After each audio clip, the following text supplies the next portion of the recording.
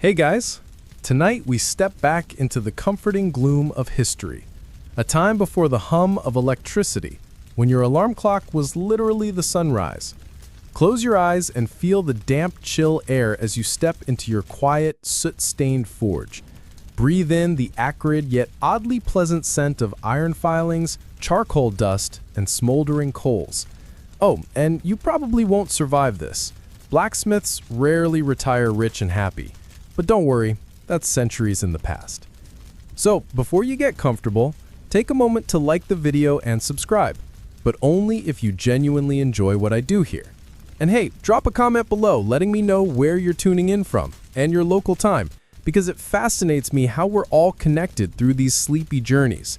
Now, dim the lights, maybe turn on a fan for that soft background hum, and let's ease into tonight's journey together.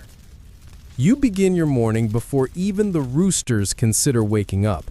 It's the kind of early that exists halfway between night and dawn, when even the stars seem confused about whether they're still needed. You know the time instinctively, your body trained to rise without prompting after countless mornings exactly like this one. You stretch, feeling a comforting ache that reminds you of yesterday's toil and tomorrow's promise. Slipping your feet into boots worn to soft familiarity, you stand and pause, listening to the gentle creak of your joints. Stepping outside, you see the world in muted shades of blue and gray, with only the faintest hint of orange on the distant horizon. Your breath clouds softly in front of your face, merging seamlessly with the sleepy fog hovering over dew-drenched grass. The path beneath your feet is slick with early morning moisture, and your footsteps make muffled sounds, gentle and rhythmical. Reaching the forge, you pause at the door, one hand resting on the rough wood worn smooth by the passing of countless mornings just like this one. You push it open, stepping into darkness that embraces you like an old friend. Inside, your eyes adjust quickly to the dim glow of last night's coals, still pulsing gently beneath a fine gray layer of ash. It always amazes you how embers can wait so patiently, quiet and still, until your presence rouses them back into life. Your first task is always the same, gently prodding the embers awake. You use an iron poker, the handle smooth from years of repeated grips. The coals glow brighter as you gently stir them, small orange sparks dancing upwards like sleepy fireflies. It's a simple pleasure, this moment. Something comforting about its predictability. You lean down and blow softly, your breath coaxing faint flames from their hiding places. The smell of smoldering charcoal grows stronger, blending with the metallic scent of iron that hangs permanently in the air. It's a smell that's become so familiar to you, you hardly notice it until someone visits and wrinkles their nose with polite surprise. Next, you shovel fresh charcoal onto the glowing bed of coals. The dark lumps crackle and pop quietly, releasing thin wisps of smoke. You move to the bellows, a leather-bound contraption that looks simple enough, yet demands a certain practiced rhythm. Placing your hand upon its worn wood handle, you press gently at first, then with gradually increasing strength. Each push of the bellows sends a steady puff of air into the fire, transforming its lazy orange glow into a brighter, eager heat. The sound of the bellows is comforting, like deep breaths taken after a restful sleep. Who needs meditation when you've got repetitive, mildly exhausting medieval tasks? Historians still argue whether blacksmiths genuinely enjoyed these rituals or just did their best not to complain publicly. Whichever it is, you find peace here, hidden in the rhythmic motions and subtle sounds of the early morning forge. As the fire brightens, your workshop comes alive around you. Tools, hung carefully on iron hooks, cast long, flickering shadows on stone walls. Each hammer and tong seems to wait patiently, prepared to jump into action at your command. These aren't just tools, they're old friends, familiar to your grip, responsive to your needs. You take a moment to adjust your apron, thick leather worn smooth with use. It's dotted with small burn marks, each tiny scar a memory of a spark escaped or an ember rebelliously flicked from the forge. Your hands run over its surface, feeling the texture like a well-loved map, each scorch mark marking your journey through countless days spent precisely like this one. Nearby, iron bars stacked neatly along the wall wait to be shaped. Their surfaces dull and unremarkable now, but soon they'll glow hot and orange, ready to bend beneath your careful hammer blows. You inspect them briefly, fingertips tracing their rough edges, gauging their readiness. It's a subtle kind of wisdom, learned only through repetition and quiet observation. Outside, the sky begins to brighten imperceptibly, the darkness slowly giving way to shades of violet and pink. Soon, the castle around you will awaken. Guards yawning, maids bustling, cooks beginning their own quiet morning routines. But for now, the forge remains your private world, a bubble of gentle heat and rhythmic purpose. You return your attention to the fire, now steady and strong. Reaching for a small piece of iron, you place it carefully onto the hot coals. You watch, captivated, as its edges begin to glow red, then slowly transform into a bright, fiery orange. The sight never loses its magic, no matter how many times you've seen it. The transformation is subtle yet profound, quiet proof of the incredible power you command in this humble space. You pick up your hammer, its handle fitting naturally into the contours of your hand. A blacksmith's hammer isn't just a tool, it's a trusted companion, heavy yet balanced, designed for precision and strength. You test its weight gently, finding the familiar sweet spot in your palm. Everything feels right, exactly as it should. You wait patiently, watching the iron heat evenly, noting its color shifts. Each hue tells you something different about its readiness. Too cold, and it won't shape properly. Too hot, and it'll lose strength. The moment you see that perfect shade, you grasp the iron with tongs, another comforting grip, familiar and sure, and move it swiftly to your anvil. Your first hammer strike rings clear and true, echoing gently around the forge walls.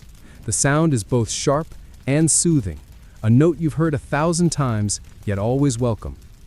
Another strike follows, then another, each blow precise and intentional. Your movements fall naturally into a rhythm, hammer meeting iron, shaping the hot metal into something useful, necessary, and enduring. And thus begins your day, a gentle, rhythmic dance with fire and iron, a routine as old as the castle walls around you. It's quiet work, steady and predictable, yet rich in its own subtle drama.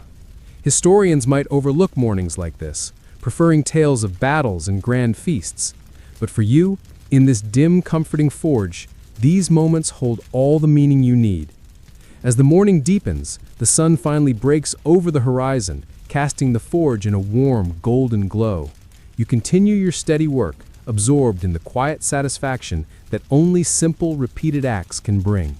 You step out from the warmth of the forge, the door creaking slightly as it swings shut behind you. The morning has fully arrived now, and the castle stirs with a gentle hum, like a beast shaking sleep from its limbs.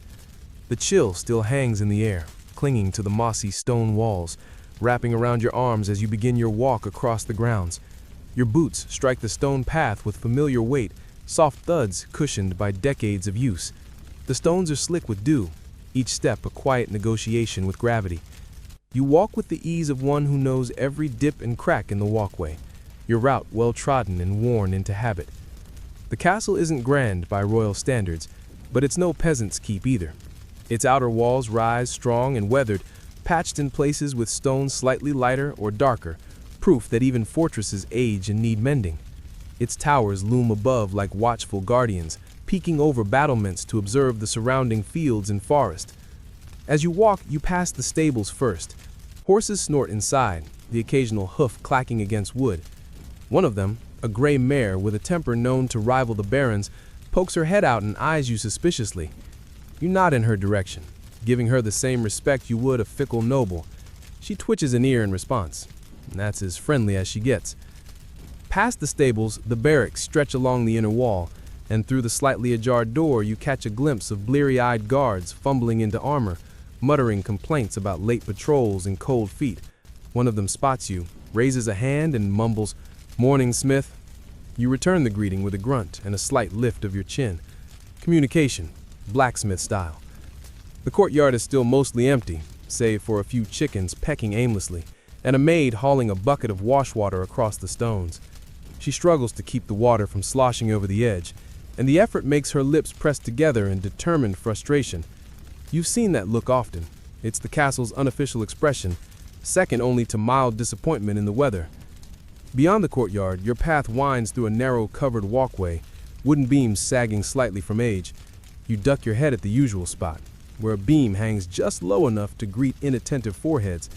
A few spider webs cling to the corners, their makers likely snoozing after a busy night of crafting silken masterpieces. You let them be. Spiders, after all, know the value of quiet persistence. As you pass beneath an arched stone gateway, your hand reflexively touches the carved symbol etched into the wall, an anvil surrounded by flames. It's a small emblem, one you carved yourself when the current lord took over the keep. A personal mark, a bit of legacy hidden in plain sight. Most passers-by don't notice it, but you do, every time. The smell of the castle begins to shift the deeper you go, from smoke and soot to fresh bread and stewed oats. The kitchens are nearby. Your stomach grumbles with an audible complaint, and you realize you skipped breakfast again. But you've got a short list of things to pick up first. And besides, you've been fueled by nothing more than hunger and stubbornness for years. A chicken scurries in front of you, clucking dramatically like it's late for an appointment. You step around it, avoiding a pile of last night's forgotten hay, and reach the storeroom at the far edge of the courtyard. It's a squat stone structure with a heavy wooden door that groans like an old man every time it's opened.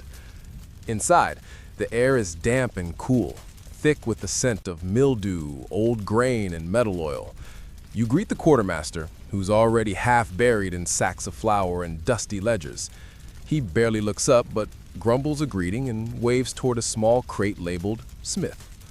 Inside is your haul. Iron scraps, a jar of thick oil, a few bolts, and, mercifully, a hunk of salted pork wrapped in cloth. Someone's looking out for you.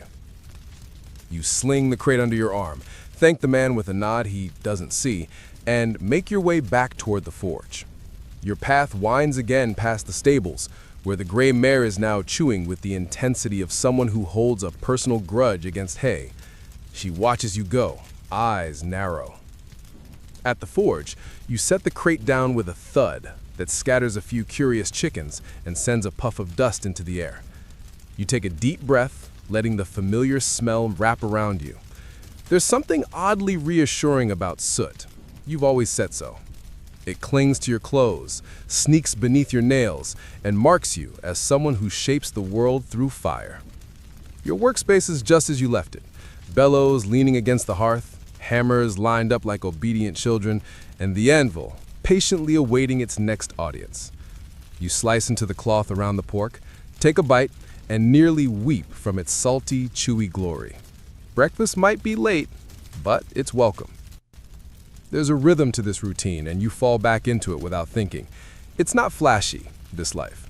There's no parade of admirers, no applause, no royal titles. But there's satisfaction. Deep, quiet, and earned one hammer blow at a time. Historians still argue whether blacksmiths held high status or were seen as lowly laborers. You couldn't care less. Your work speaks in steel and fire. That's enough. You pour oil into a small dish, prepping your tools. When you spot the sky through the high slit window, it's turning brighter now, the fog pulling back like a shy curtain. The castle is truly awakening. Soon the guards will line up for armor fittings, the stable hands will beg for more horseshoes, and someone will inevitably bring you a broken latch claiming it just snapped on its own. Of course it did. You run your fingers across the flat of your favorite hammer. The handle is worn smooth, the head pitted from years of use, but it's still perfectly balanced. It's seen every season, every lord, every petty squabble that demanded a sharpened sword or an armored chestplate. And through it all, it's done what hammers do. Hit things, repeatedly. You smile to yourself. Another day begins. You return to the forge with a kind of reverence, placing the salted pork to the side and rolling up your sleeves. This moment, right now, when the morning's chill is chased away by the first blaze of fire, is your favorite part of the day. There's something sacred about beginning the rhythm, the slow pulse of hammer strikes that build into a heartbeat for the entire castle. You move like a musician preparing to tune their instrument, except your violin is made of iron, your bow weighs 5 pounds, and your music is loud enough to shake the stone walls. The coals are warm, but not ready. You reach for the bellows again, adjusting their angle just slightly, an old habit born of trial and error. They're bulky things, held together by years of patched leather and prayers. You work them slowly, steadily. With every push, the flames grow brighter, hotter, greedier. You feel it in your skin, the dry lick of heat that doesn't burn but insists on being noticed. This is how the rhythm begins. Not with hammer blows, not with molten metal, but with breath, your own and the forge's. Push, pull, flame, breath. You could time a sundial by this cycle, and often do. The sound of the fire responding, of a deepening in color and volume, brings a half smile to your lips. You've never needed an audience to feel accomplished. Just this, the fire acknowledging your presence. And then, the shaping begins. You lift the rod of iron from the stack, cold, dull, unimpressive. To the untrained eye, it looks like scrap, but you know better. This is possibility, waiting. You slide it into the coals, resting it just above the hottest part, letting it absorb heat like a secret. You wait, patient. This part cannot be rushed.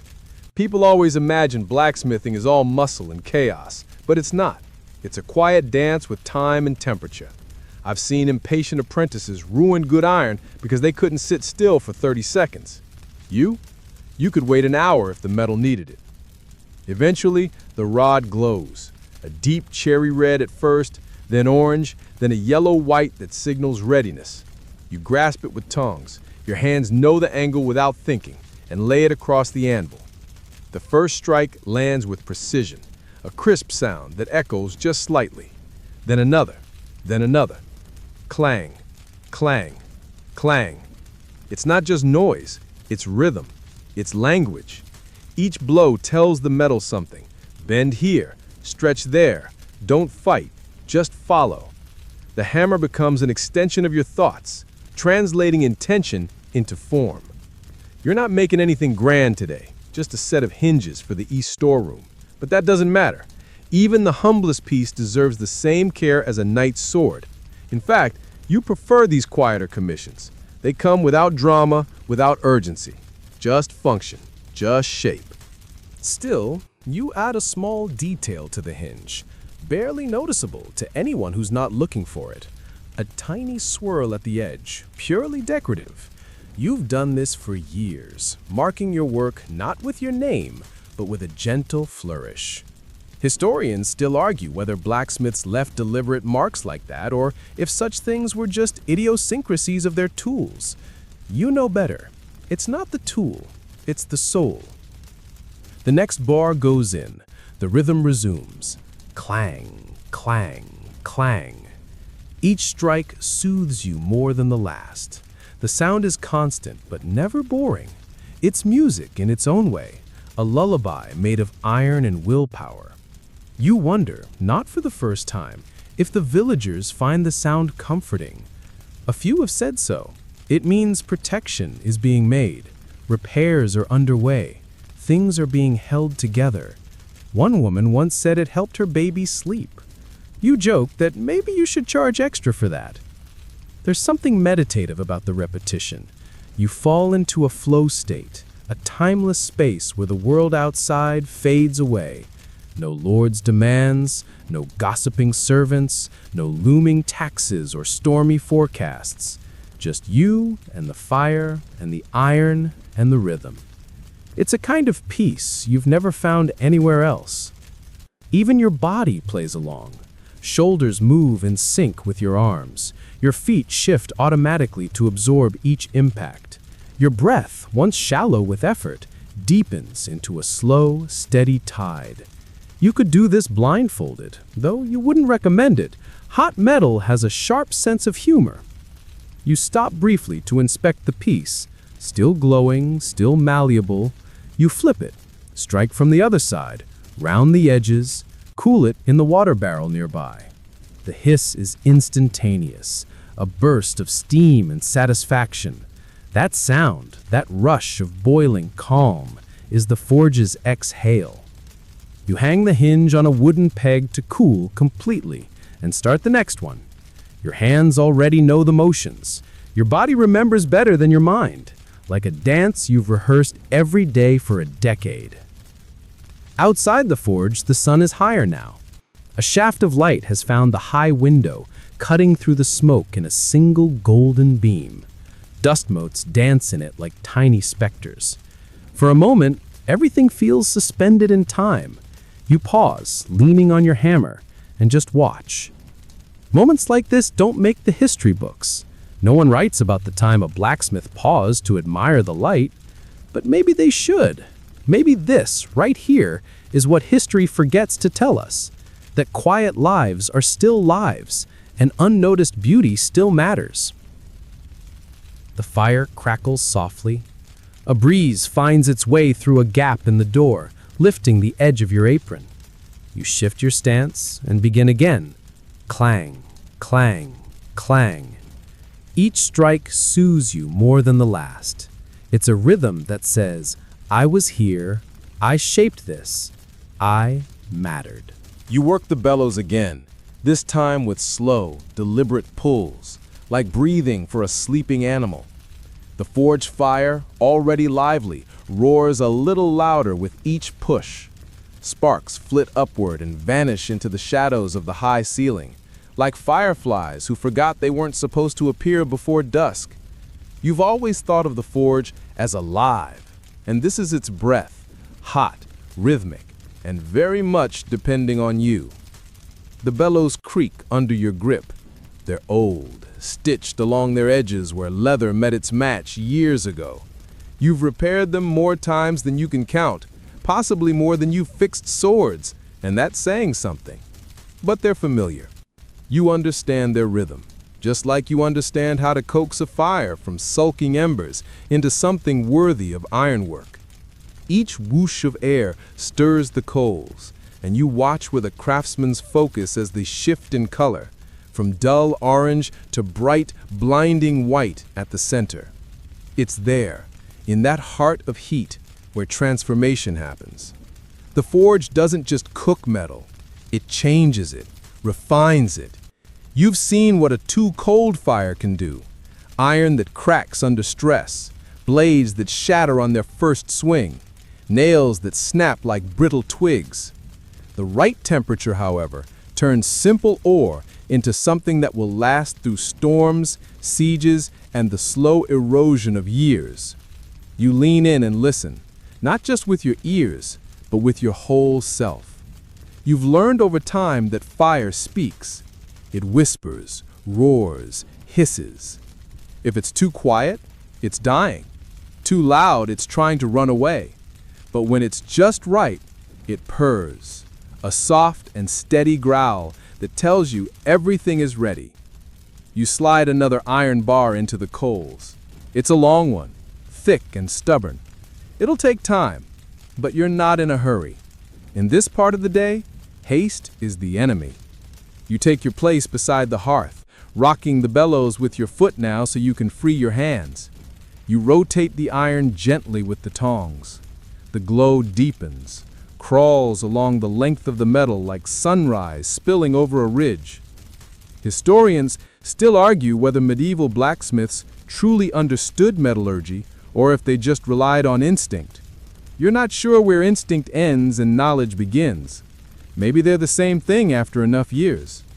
You can't recite the chemistry behind iron-carbon bonds, but you know how long to wait, when to strike, when to quench, and when to start over.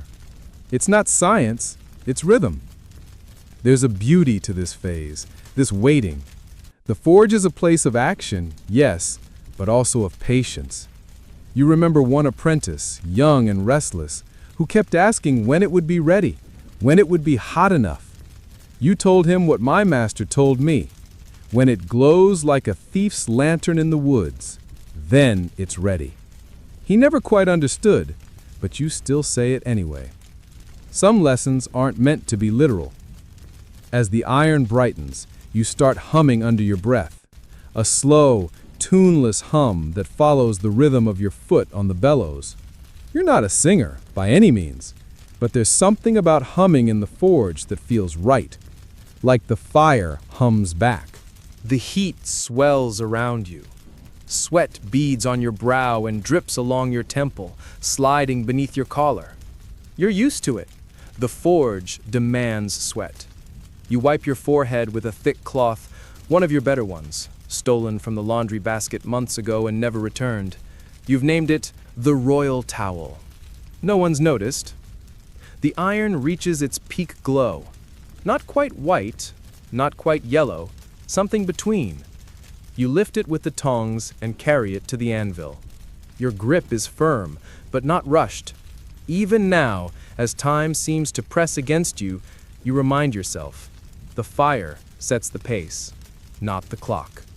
You begin hammering. The clangs echo off the stone walls, sharp and rhythmic.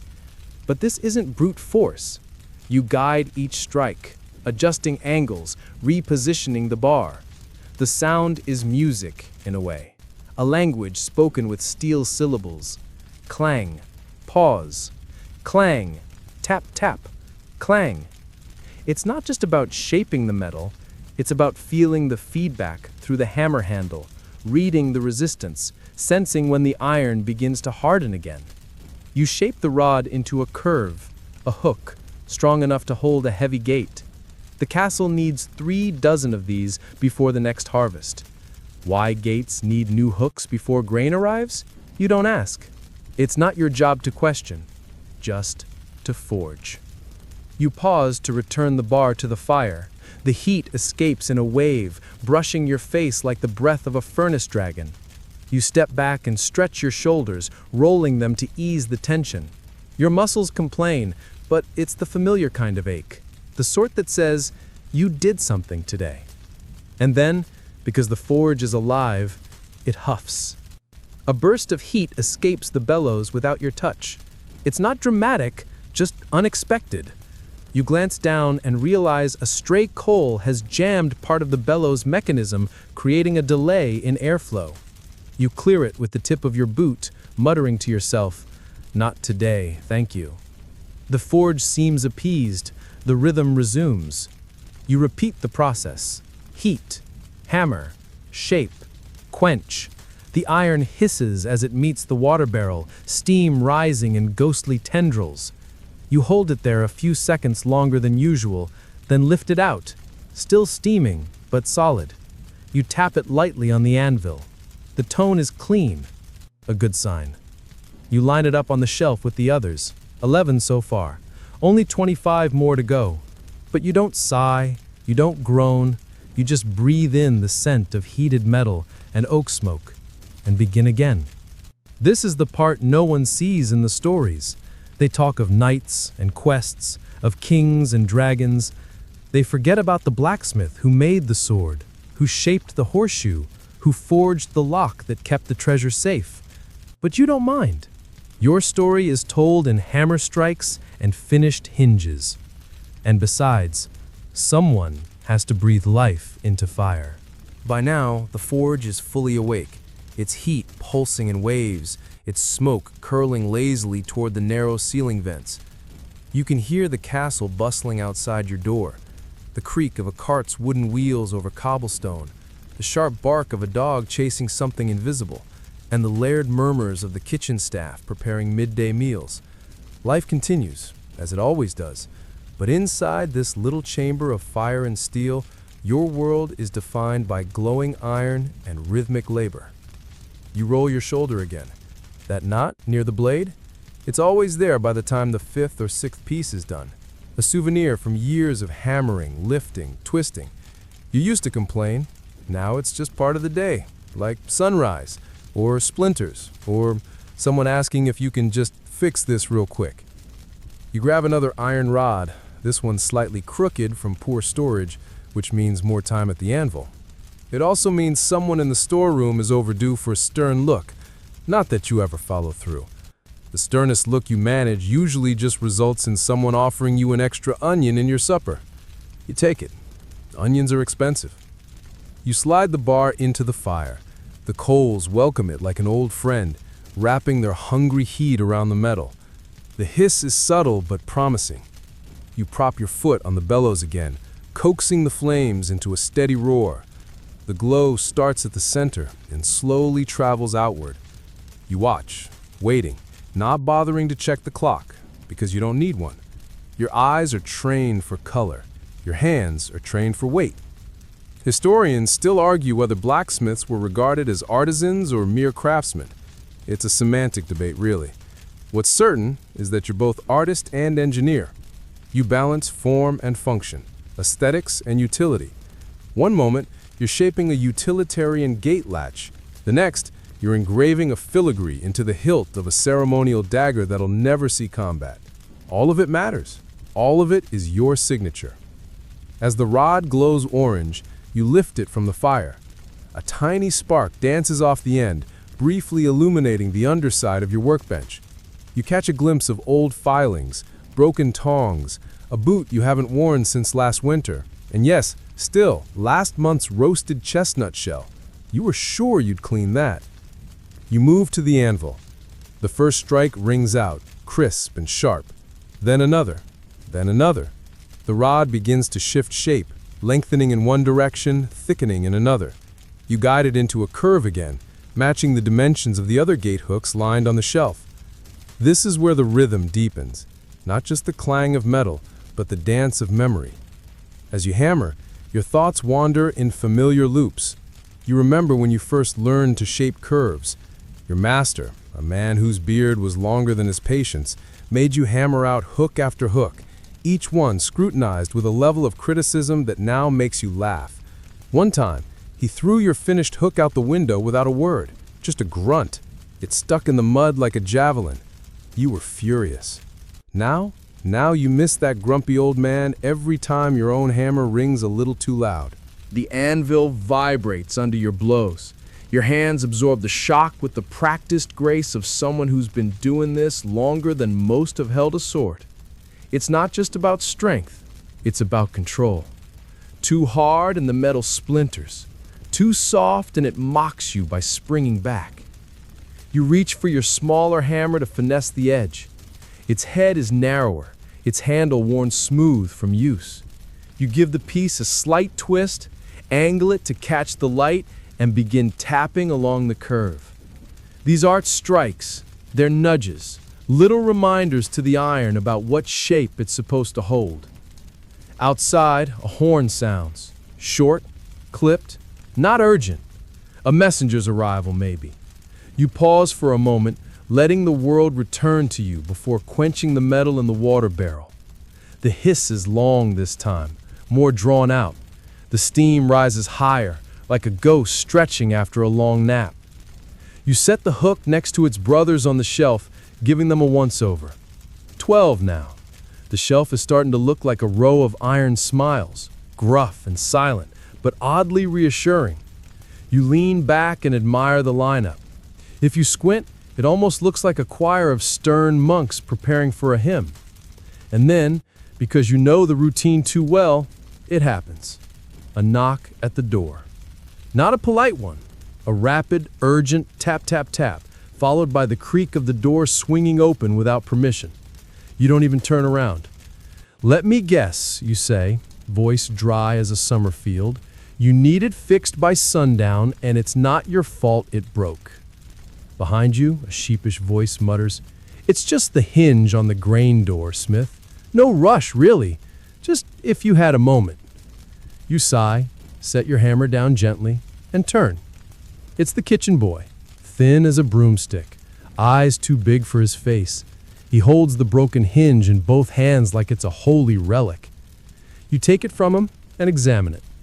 The break is clean, a stress crack along the joint, probably rusted from years of moisture. You nod. "I'll have a new one ready before the next bell." The boy nods, already retreating, and mutters a thank you so quiet it's nearly lost to the forge's gentle crackling. You place the broken hinge on the bench, another task added to the day's quiet pile. You don't complain. This is what you do. While others spin tales in the Great Hall, you keep the castle's bones from falling apart. You return to the fire, lifting another bar of iron. The day isn't over, not even close, but the rhythm is still with you, steady and sure. And as long as the fire breathes, so will you.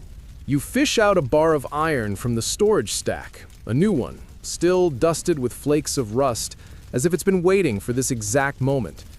You examine it briefly in the palm of your gloved hand, brushing a thumb along its edge. Slightly uneven, nothing that the fire won't smooth out. You feed it gently into the coals and return to the bellows, that ever-faithful pair of lungs breathing life into the forge. The fire glows orange again. You lean in and squinting slightly. This one will be for the grain door hinge, the one the kitchen boy nearly apologized to death over. You've done work for the kitchens before. Always hinges, hooks, ladles. Once, a metal handle for a soup pot so massive it could have fed half the garrison. You remember that pot because the cook insisted it had to be shaped like a smiling rabbit, and you did your best. The result was something closer to a confused goat, but no one ever complained. Humor, it seems, has a long shelf life in castle kitchens. The iron's warming up nicely.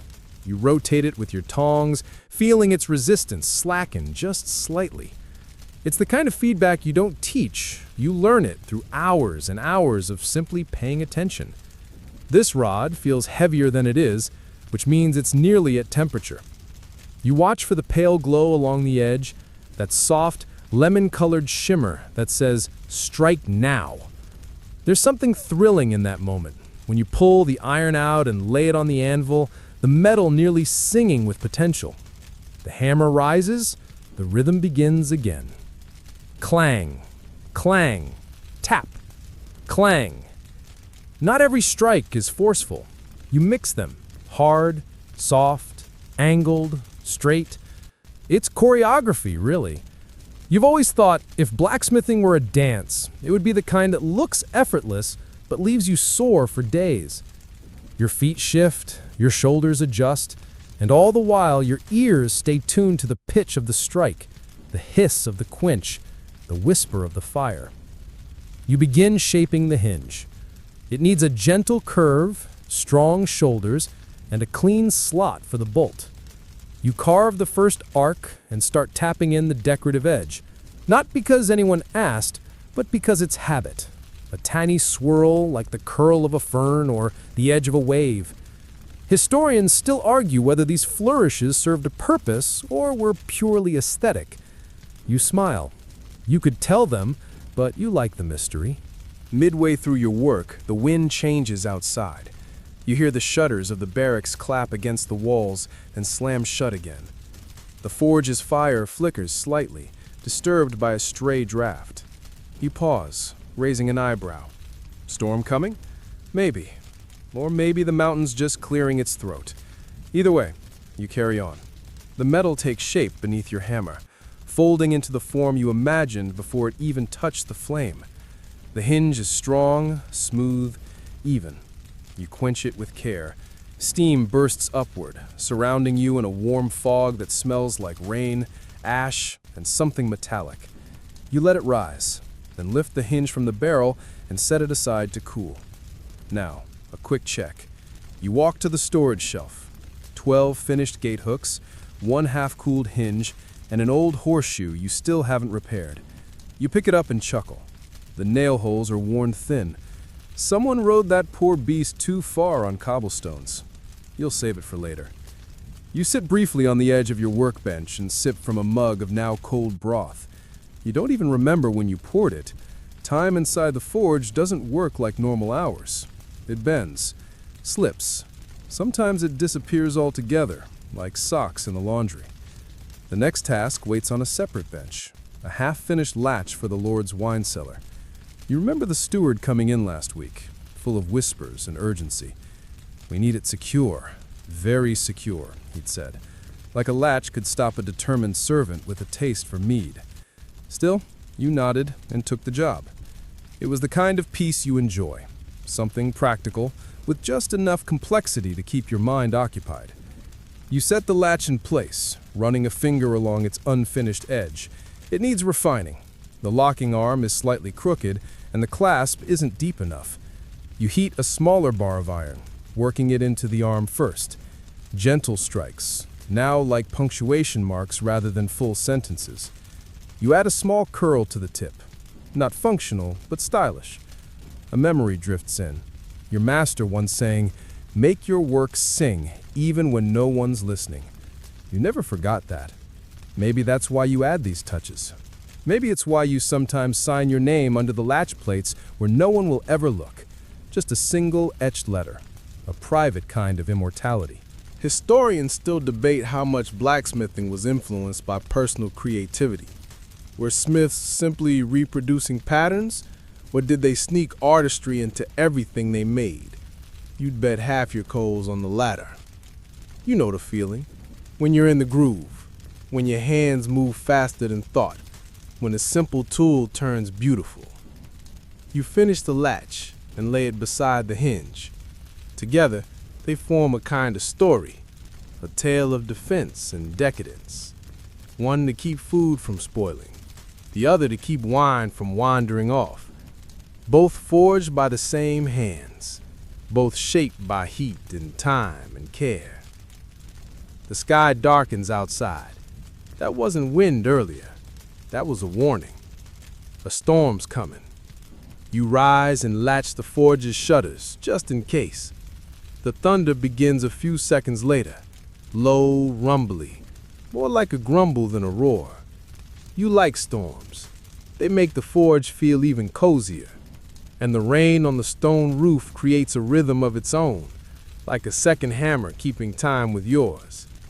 You stoke the fire one last time for the afternoon, feeding in 2 thick logs. The flames rise obligingly, and you smile. There's still work to do, but you've earned a moment. And so, you take it. You sit again. The room is filled with the sound of crackling fire, distant rain, and the occasional pop of sap in the wood. You run a cloth over your tools, wiping them down with slow, thoughtful strokes. Each one has a name. Not out loud, you're not eccentric, but in your mind they all carry personalities. The tongs are grumpy, but loyal. The sledgehammer is arrogant, but dependable. The smaller hammers bicker with each other, but they get the job done. You think back to your younger days, when you thought being a blacksmith was just about making swords. You didn't understand then that it was more than weapons and armor. It's about hinges and latches, horseshoes and spoons, weather vanes and window grills. It's about keeping things moving, keeping things safe, keeping things together. The fire glows warm behind your eyes. Tomorrow, you'll make more. But tonight, you've shaped enough. You pause at the edge of the forge, hefting your hammer in one hand while savoring the tail end of your salted pork breakfast. The rhythm inside still hums, a sturdy beat in your bones, but now it's time for a quieter task, the forging of horseshoes. Not just any mundane nails and ironwork, but the art of shaping shoes for beasts that carry fortunes on 4 feet. Each clop of hoof echoes consequences, whether you're steadying a knight's high-stepping destrier or patching a farm mare's wary gait. Trotting down the castle's inner path toward the stables, you navigate puddles and turf worn smooth by traffic, the hammer hanging from your belt like a pendulum slowing for the next measure. The smoky aroma of the forge recedes behind you, replaced by the more organic scent of hay, damp leather, and horsehair. Inside the stables, the familiar chaos of snorts, stamping hooves, and low nickers greets you. The brown mare, whom you refer to as Madame Fussy, stands in her stall, ears swiveling like twin radar dishes, watching your approach with mild suspicion. You greet her with a soft voice. "Morning, Madame. No dramatic shenanigans today, right?" Her response is a snort and a head tilt. You take it as grudging consent. You lead her outside to the anvil bench at a lower forge hearth near the stalls, an area set aside precisely for equine work. The blacksmith smithers, a term you've never used but maybe should, like to call it the farrier's alcove. It's quieter, less intense heat, suitable for hammering steel that needs firm shaping without melting into oblivion. You catch the mare's hoof, lifting it gently. She doesn't dance away, probably because you've grown trusted over countless morning shoeings. You inspect the old shoe, worn unevenly, untrustworthy. Time for a fresh one. You grip the hoof, clean it with a rasp, and check the nails. Rusted, bent, inadequate. Back at the small hearth, you feed a short length of bar iron into the coals. Sparks jump as embers crackle. You stoke the flame, guiding heat to the center of the bar. You wait, hands relaxed but attentive, until it glows a deep orange. That glow is your signal. With tongs, you lift the bar, clamp it on the low anvil, and hammer it flat. Clang. Hard enough to shape, but not enough to shatter. The mare shifts, but stands still. Patience forged by repetition. Your hammer meets heated steel rhythmically. Clang, pause, clang, tap. Each strike bending the bar half-inch closer to the curvature of the mare's hoof. You shape one end, then the other, gradually matching the contour. With tools and leather measures, you craft a horseshoe that tells a story of thousands of hoofbeats across well-trodden stone and brambled trails. You bend nails to fit the holes just right. Your hands feel the metals give. No heat-temper curve can fool your experience. Historians still argue whether farriers were seen as separate from blacksmiths or simply expert smiths who learned to talk to horses. You don't mind. When the mare finally gets her new shoes and stands on them with cautious confidence, that's ceremony enough. The nail clinks as you clinch it, fold over the end, and rasp smooth. No brags needed. You repeat the process for the other 3 feet. Lift hoof, inspect, reshape iron, hammer, cool, nail, rasp. Each foot takes time. Sweat beads as midday heat penetrates your leather vest. But your rhythm never falters. The mare shifts her weight from one leg to another patiently, apparently bemused by the process but surprisingly tolerant. You finish the set. She stands steady. You remove the leftover scraps of iron, wipe tools clean, and store the shaped horseshoe where future use awaits. You scratch beneath the mare's chin. She offers a soft whinny and steps back into her stall. The rhythmic duty of shoeing a horse isn't glamorous, but it's deeply satisfying. Each nail hammered saves a stable hand's worry about lame stead. Every carefully shaped shoe tells the castle that another rider, whether knight or courier, can travel without fear of a worn-out iron letting him down mid-ride. No grand fanfare, just quiet, enduring service. You leave the farrier's alcove, wiping charcoal from your palms. Outside, the sun filters through the high windows near the keep's towers. Guards patrol the ramparts, not noticing you because your craft yellow glows in utility, not recognition. But you don't mind. You work in service of horses, men, walls, gates. Silent support to a world built on motion, strength, and often unpredictability. Reaching back toward the forge, you feel the satisfying ache in your arms. It's not pain, it's the high note after a smooth movement in a piece of music. Confirmation that the rhythm held, that your hammer's beat still matches iron's song. Back at your main hearth, you drop your tools to hang them aside and take a moment to run a damp cloth across your brow.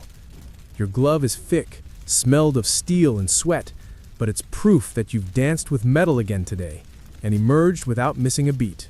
You gather the leftover analog heat of the forge and move it aside, readying your space for the next daily task. Behind you, stability awaits. Ahead of you, more iron begs to be shaped. But for now, it's just you, the lingering clank-clank rhythm echoing soft in your chest, and the knowledge that, like a horseshoe, some forms, once worn in, offer steadfast support that needs nothing more than quiet repetition and care.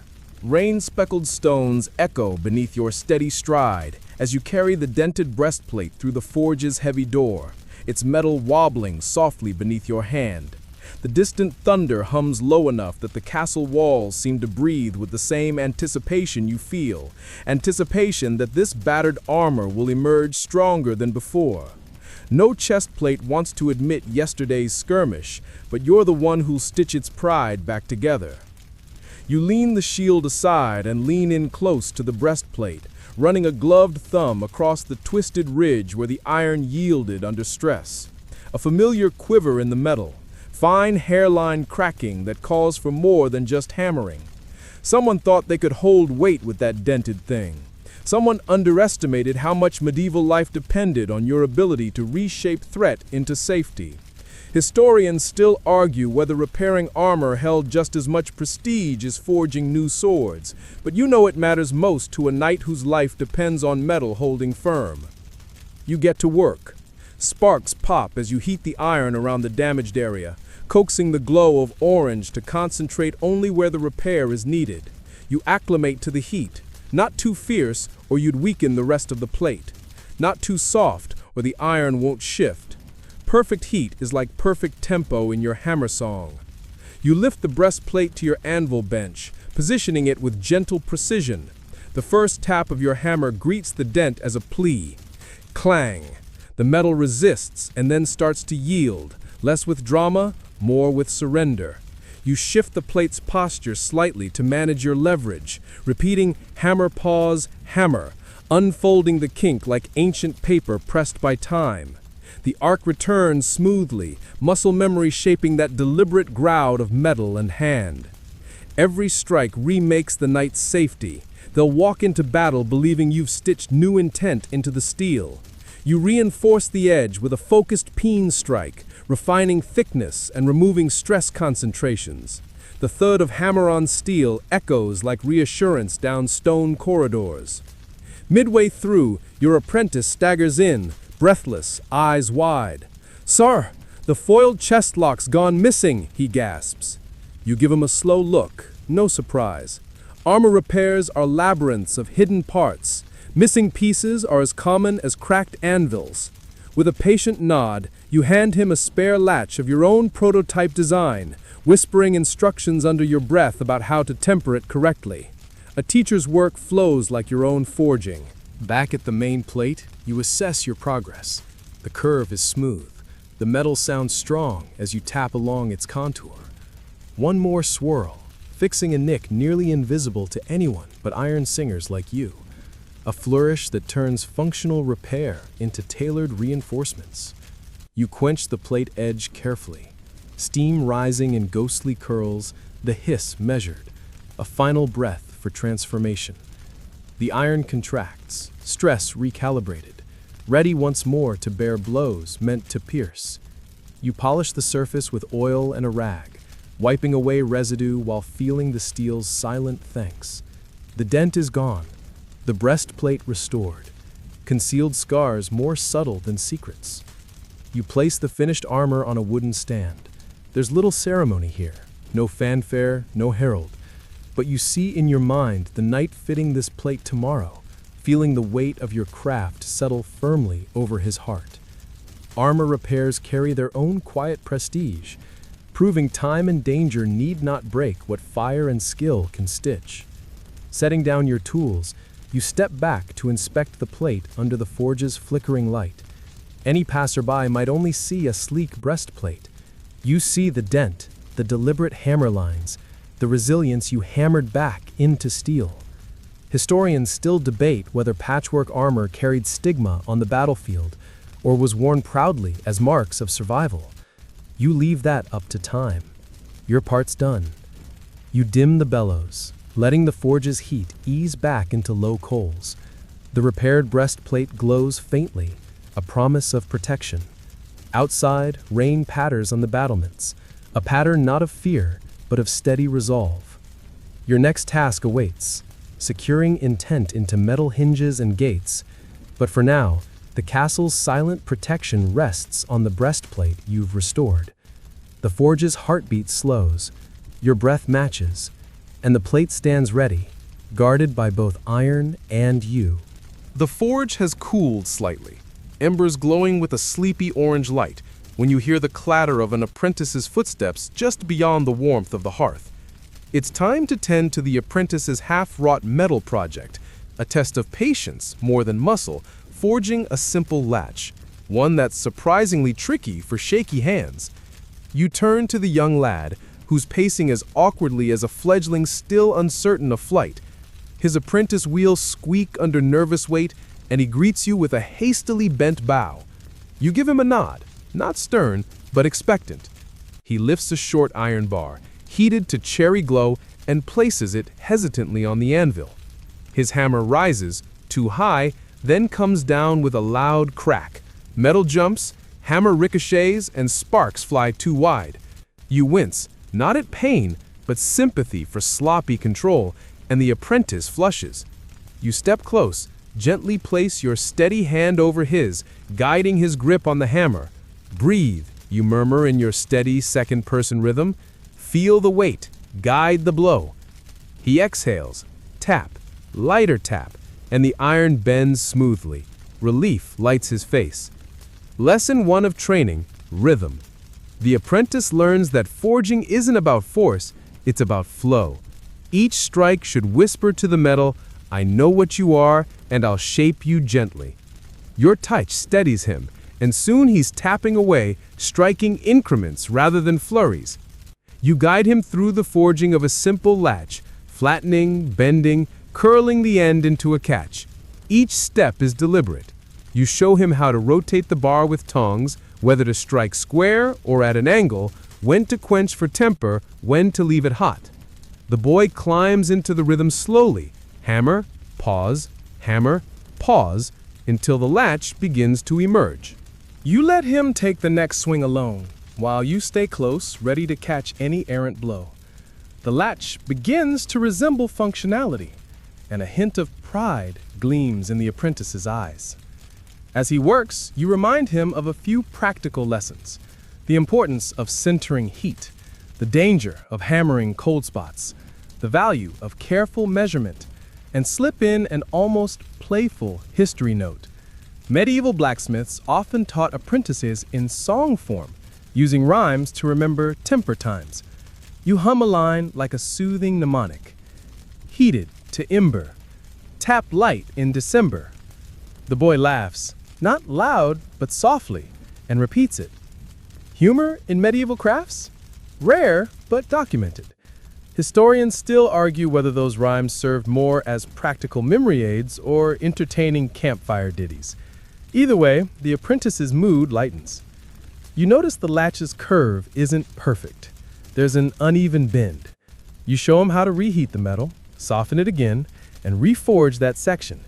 It's not failure, it's refinement. Each misstrike is just another opportunity to reshape intent. He mocks bows now, offering the latch for inspection. You examine it, tapping along its length. The tone is solid, the hook holds shape. You nod. The boy exults quietly, eyes bright as spark-dusted coal. You guide him to quench it safely in water, steam rising around you both. The hiss is louder than before. Next lesson, let the metal rest before final shaping. He watches the iron contract, steaming from its tempered glory. The latch shrinks slightly, but firmness remains. Next, there is debate: to polish or leave matte. You sigh with practiced patience. A decorative flourish here might please a steward's eye, but too much polish means more upkeep. Together, you decide on a gentle brushing. Some shine, some a grip. Practical, but with flair.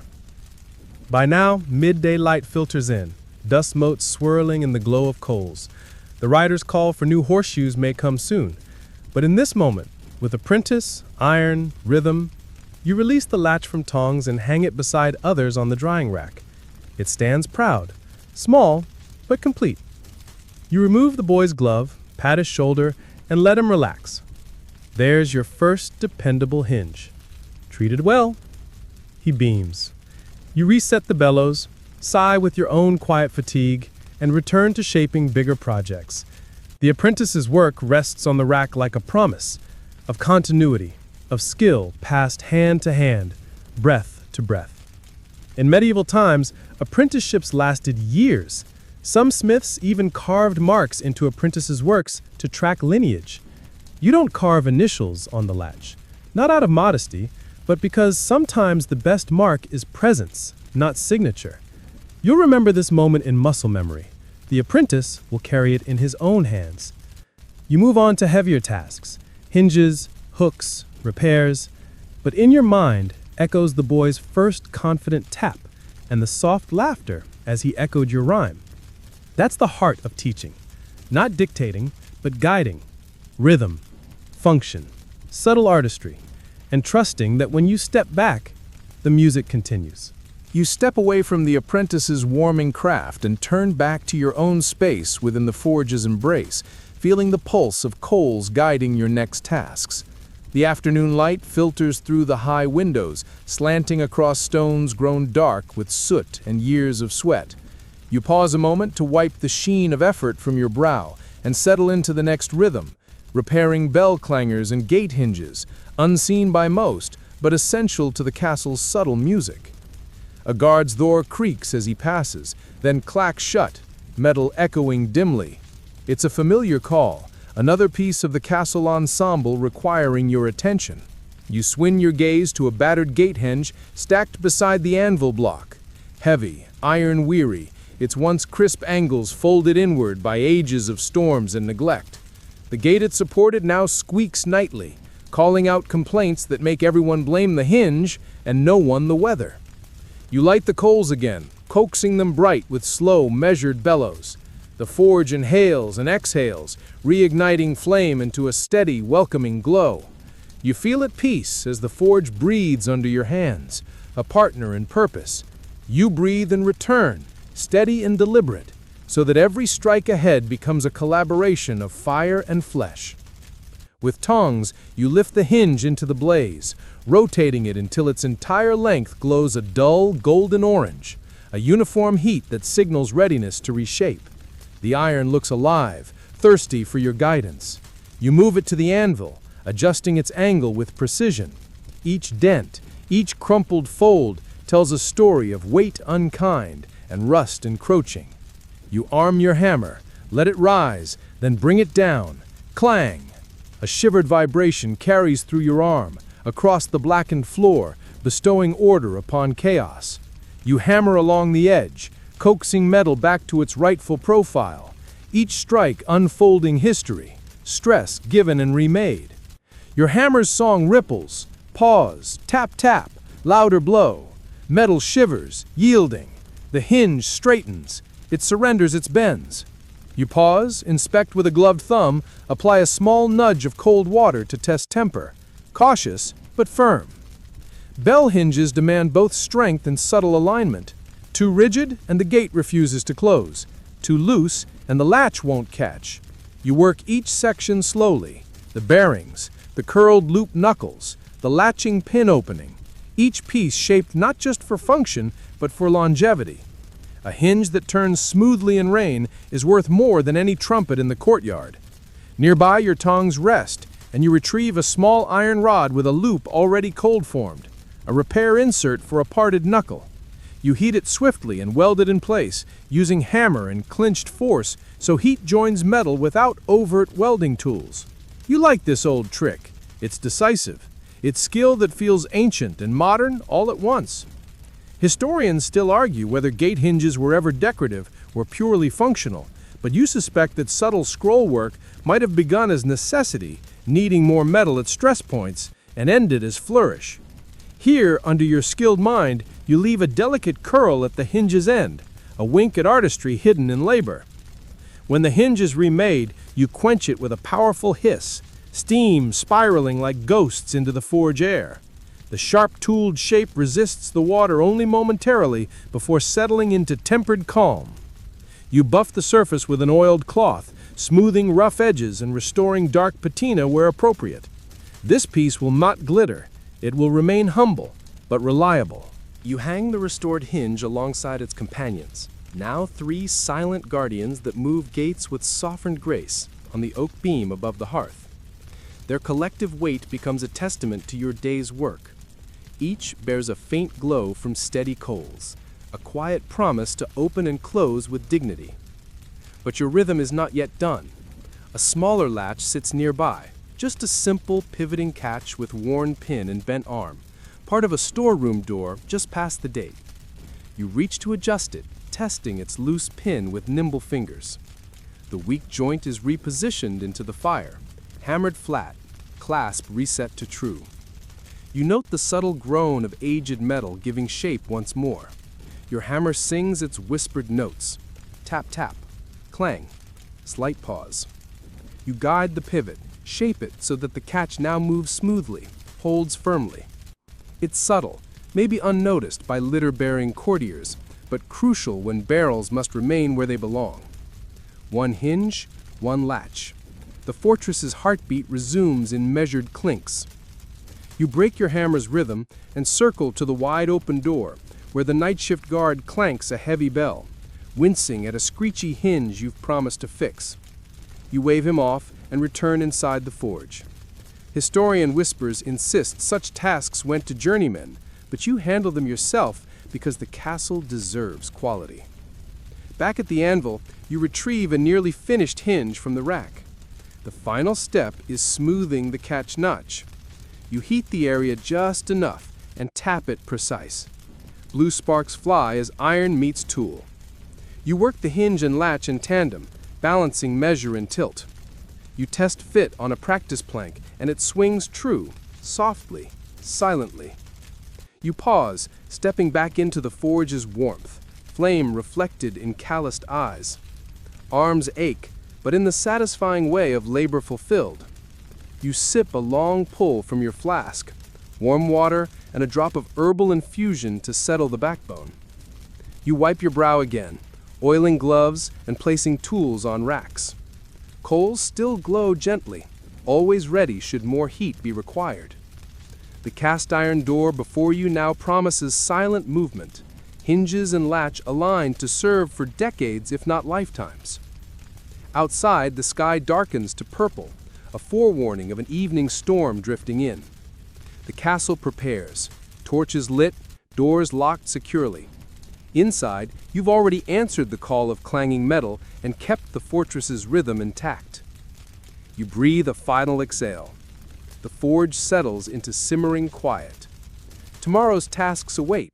Locks to repair, swords to temper, nails to count. Each tiny clink, part of a larger rhythm you keep alive. Though no one sees the sweat of each blow, no one pauses to appreciate the steady maintenance of silence, you know it matters.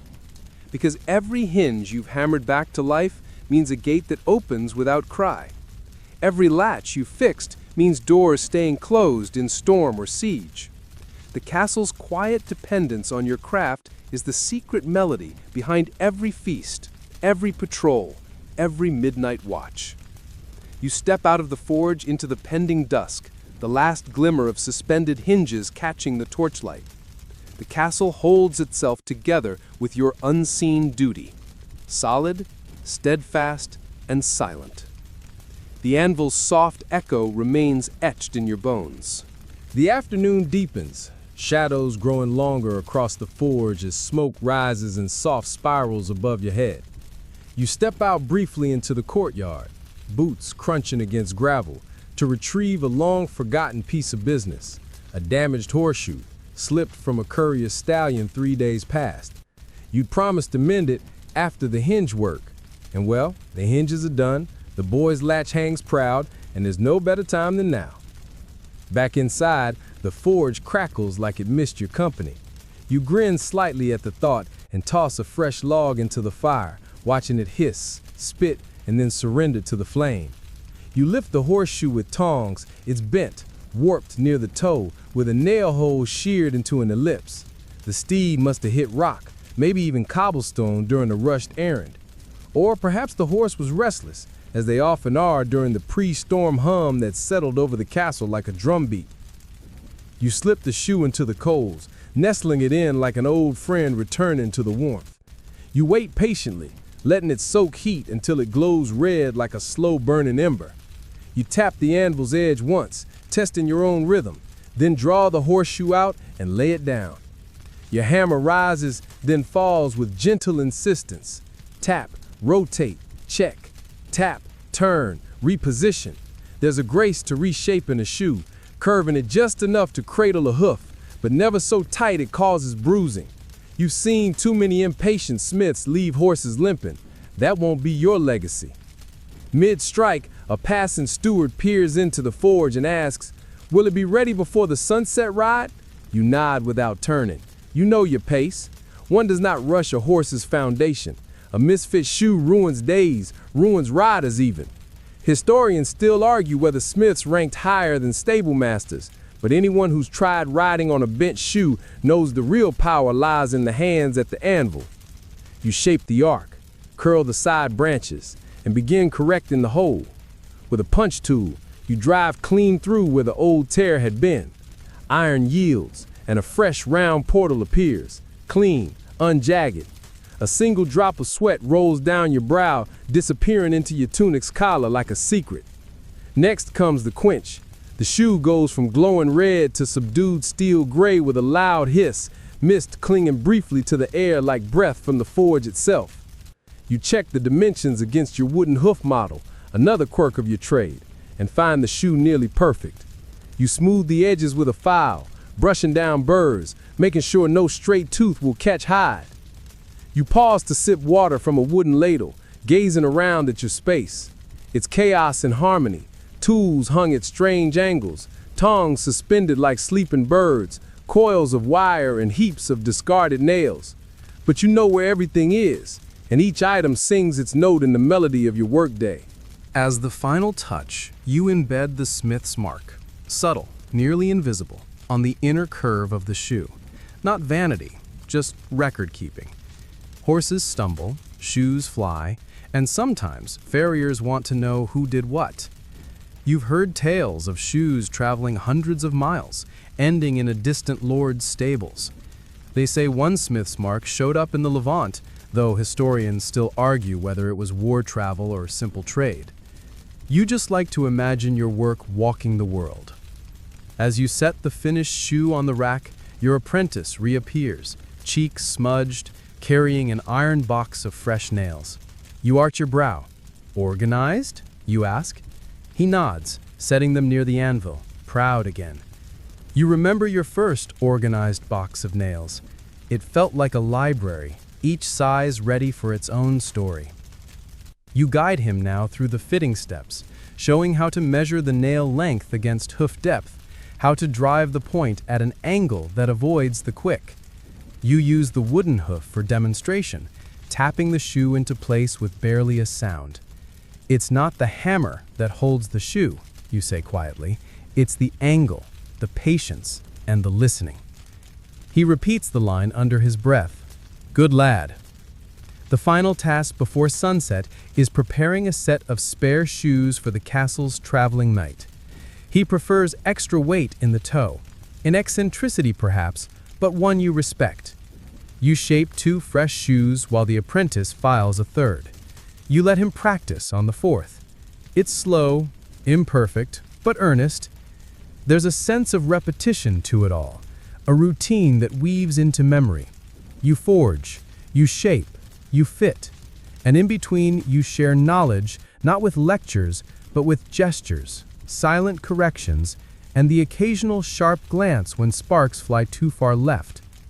When the knight finally arrives with his steed, he inspects your work not with words, but with a hand run along the steel and a short nod. That's all the thanks you ever need.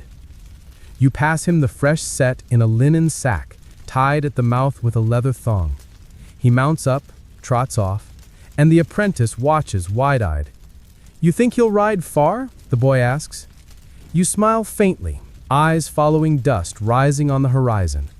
Far enough to wear them out. You step back into the forge, letting the shadows swallow the doorway behind you. The heat greets you again like a faithful dog. The fire is your friend, your tool, your ever-patient listener. And tonight, it will listen as you return to your rhythm. The forge has quieted just slightly. Not gone quiet, no, but mellowed into that mid-afternoon lull where even the iron seems content to glow softly instead of flare. You sit for a breath, not out of exhaustion, but because the next task deserves a thoughtful mind.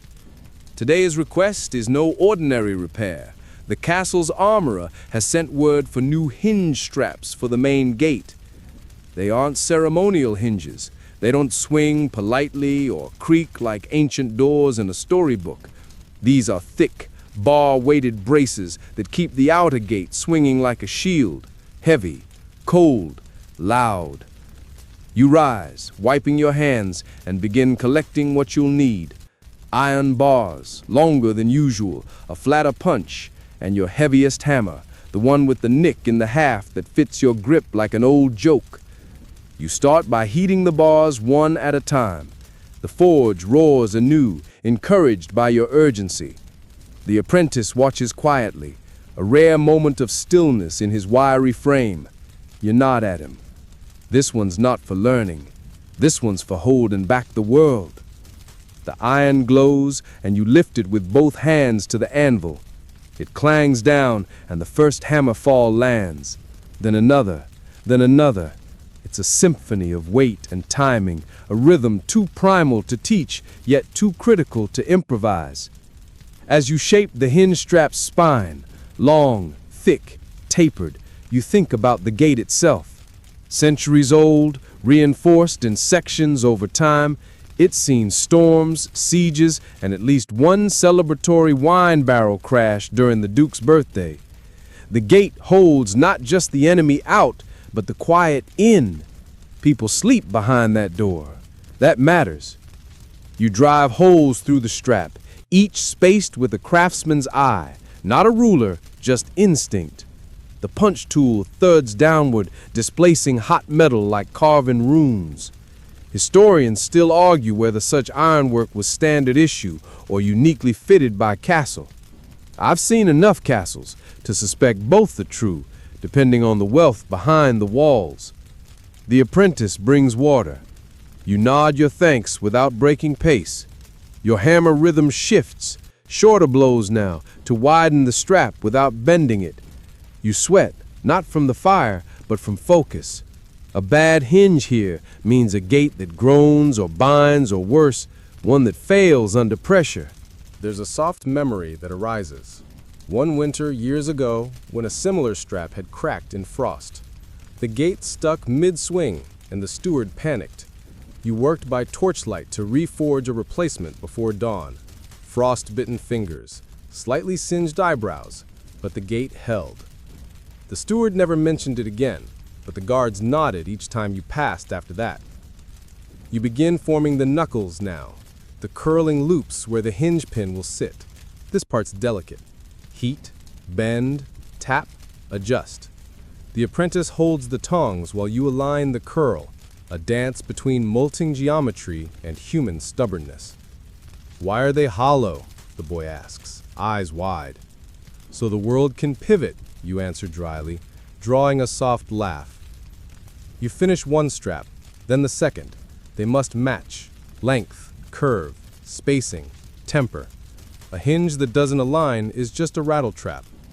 You check each against your wooden jig, nodding slowly. As you polish the edges, not for shine, but to prevent catching, you recall that in some remote towns, smiths left deliberate ridges to catch spirits. Folklore, mostly. Still, you smooth your work. Let no spirit find grip here. Finally, both pieces cool.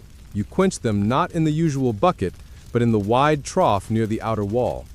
The hiss is grand, like the gate sighing in anticipation. You rest them on a cloth, ready for the armorer's men. The apprentice eyes them like relics. They'll hold? He asks. You arch a brow. If they don't, it won't be the hinges that failed. Outside, you hear the soft stump of booted feet. The armorer's lads come to collect. You hand off your work with no ceremony. Just iron doing its job, just you doing yours. Then it's back to the forge, where smaller tasks await. A bent spoon, a snapped gate hook. But as you file the spoon's edge, The rhythm of heavier work still echoes in your limbs. Not painful, just present, like the aftertaste of thunder. You glance at the apprentice. Tomorrow, you can start your own hinge. He grins. Rain finds the castle before sunset. Not a tempest, not a wild storm, but one of those persistent, curtain-like downpours that soaks the stones in silence. You hear it before you see it. Tiny splashes tapping on the forge roof, pattering like spilled grain from a slow-tilted barrel. It starts as a whisper, but soon it's a presence, steady and absolute. You sigh. Rain and forges rarely dance well together. The heat from your hearth meets the cooling air and condenses into thick puffs of steam.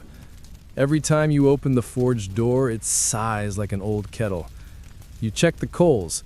They hiss back at you, testy, as though insulted by the intrusion of weather. You adjust the bellows, just a touch more air. You don't want to overfeed the fire, not with damp air curling in through every crack. You learned years ago that a forge too eager during rain risks clumping coals and uneven burn. A forge, like a blacksmith, must learn patience. The floor becomes treacherous. The stones are slick beneath your boots, the edges darkened by the creeping moisture. You take careful steps now, like a knight on a chessboard, sliding rather than stomping. One wrong move, and you'll be on your back like a spilled sack of nails. It's not a graceful fall, trust you. Your apprentice, clearly less cautious, skids dramatically around the corner carrying a bundle of iron scraps and almost drops the entire mess. You catch the corner of the sack, shake your head, and gesture him back toward the dry workbench. No broken limbs today, you mutter, though it comes out like a father's yawn more than a reprimand. Your task for the evening? A replacement gatebolt. Simple, in theory, but you know better. The castle's northern gate has a habit of swelling in rain, its wooden edge thickening like bread left too long to rise. That bolt must not only lock, it must glide. Even swollen wood hates friction. So you shape the bolt with unusual taper, polishing the shaft longer, softer, until it gleams slightly under the forge's fickle glow. You take your time. The rain offers a tempo, a soft, steady percussion against the stone walls. You find your rhythm in that natural drumbeat, hammering gently to match the cadence outside. It's not loud, it's not dramatic, but it's consistent. Funny, isn't it? Historians still argue whether medieval smiths liked working during storms. Some say they relished the cool air and dramatic lighting. Others argue rain ruined draft flow, made the metals temper unevenly, and generally soured the day. You find truth in both. A rainy forge tests your balance, physical and emotional. There's a moment, though, in the dimness, where everything stills. The apprentice stops banging tongs, the wind dies down. All you hear is the hiss of a quenched tool and the raindrops above. It's beautiful. Not in any grand way, but in the quiet sameness of it all. The blacksmith, the fire, and the storm. 3 old friends sharing space. You finish the bolt. It fits its intended bracket like a whisper. You wrap it in cloth, place it gently in a wooden tray. The steward will collect it in the morning. You leave him a note, inked hastily with soot water and goose feather. Glides better than butter. Later, the apprentice lights a small lantern. You both sit on the forge steps, watching rain pool in the courtyard. The fire crackles behind you. The coals are dimming. The world smells of wet stone, ash, and steel. Your hands ache, but in a good way. The kind of ache that says, today mattered. The apprentice asks a question, something simple. Do you think it'll rain tomorrow? And you shrug. Maybe, maybe not. But tonight, the castle is dry, the bolt is ready, and the forge still holds its glow. That's enough. The next morning breaks slow, gray, and just slightly sullen. The rain has passed, leaving puddles that reflect the sky like tiny, unimpressed mirrors. You wake early, not from eagerness, but because the forge never really lets you sleep too long. Even when quiet, It hums in the mind like a kettle on slow boil. Your joints whisper their discontent as you rise. Knees crack, elbows stretch, your back makes a polite complaint. A blacksmith's alarm clock, medieval edition. By the time you reach the forge, the coals from yesterday are still faintly warm, like a memory that refuses to fade. You feed them carefully, coaxing heat from ember the way a storyteller pulls suspense from silence. First, with dry twigs, then larger chunks of charcoal. The flame rises reluctantly, yawning to life.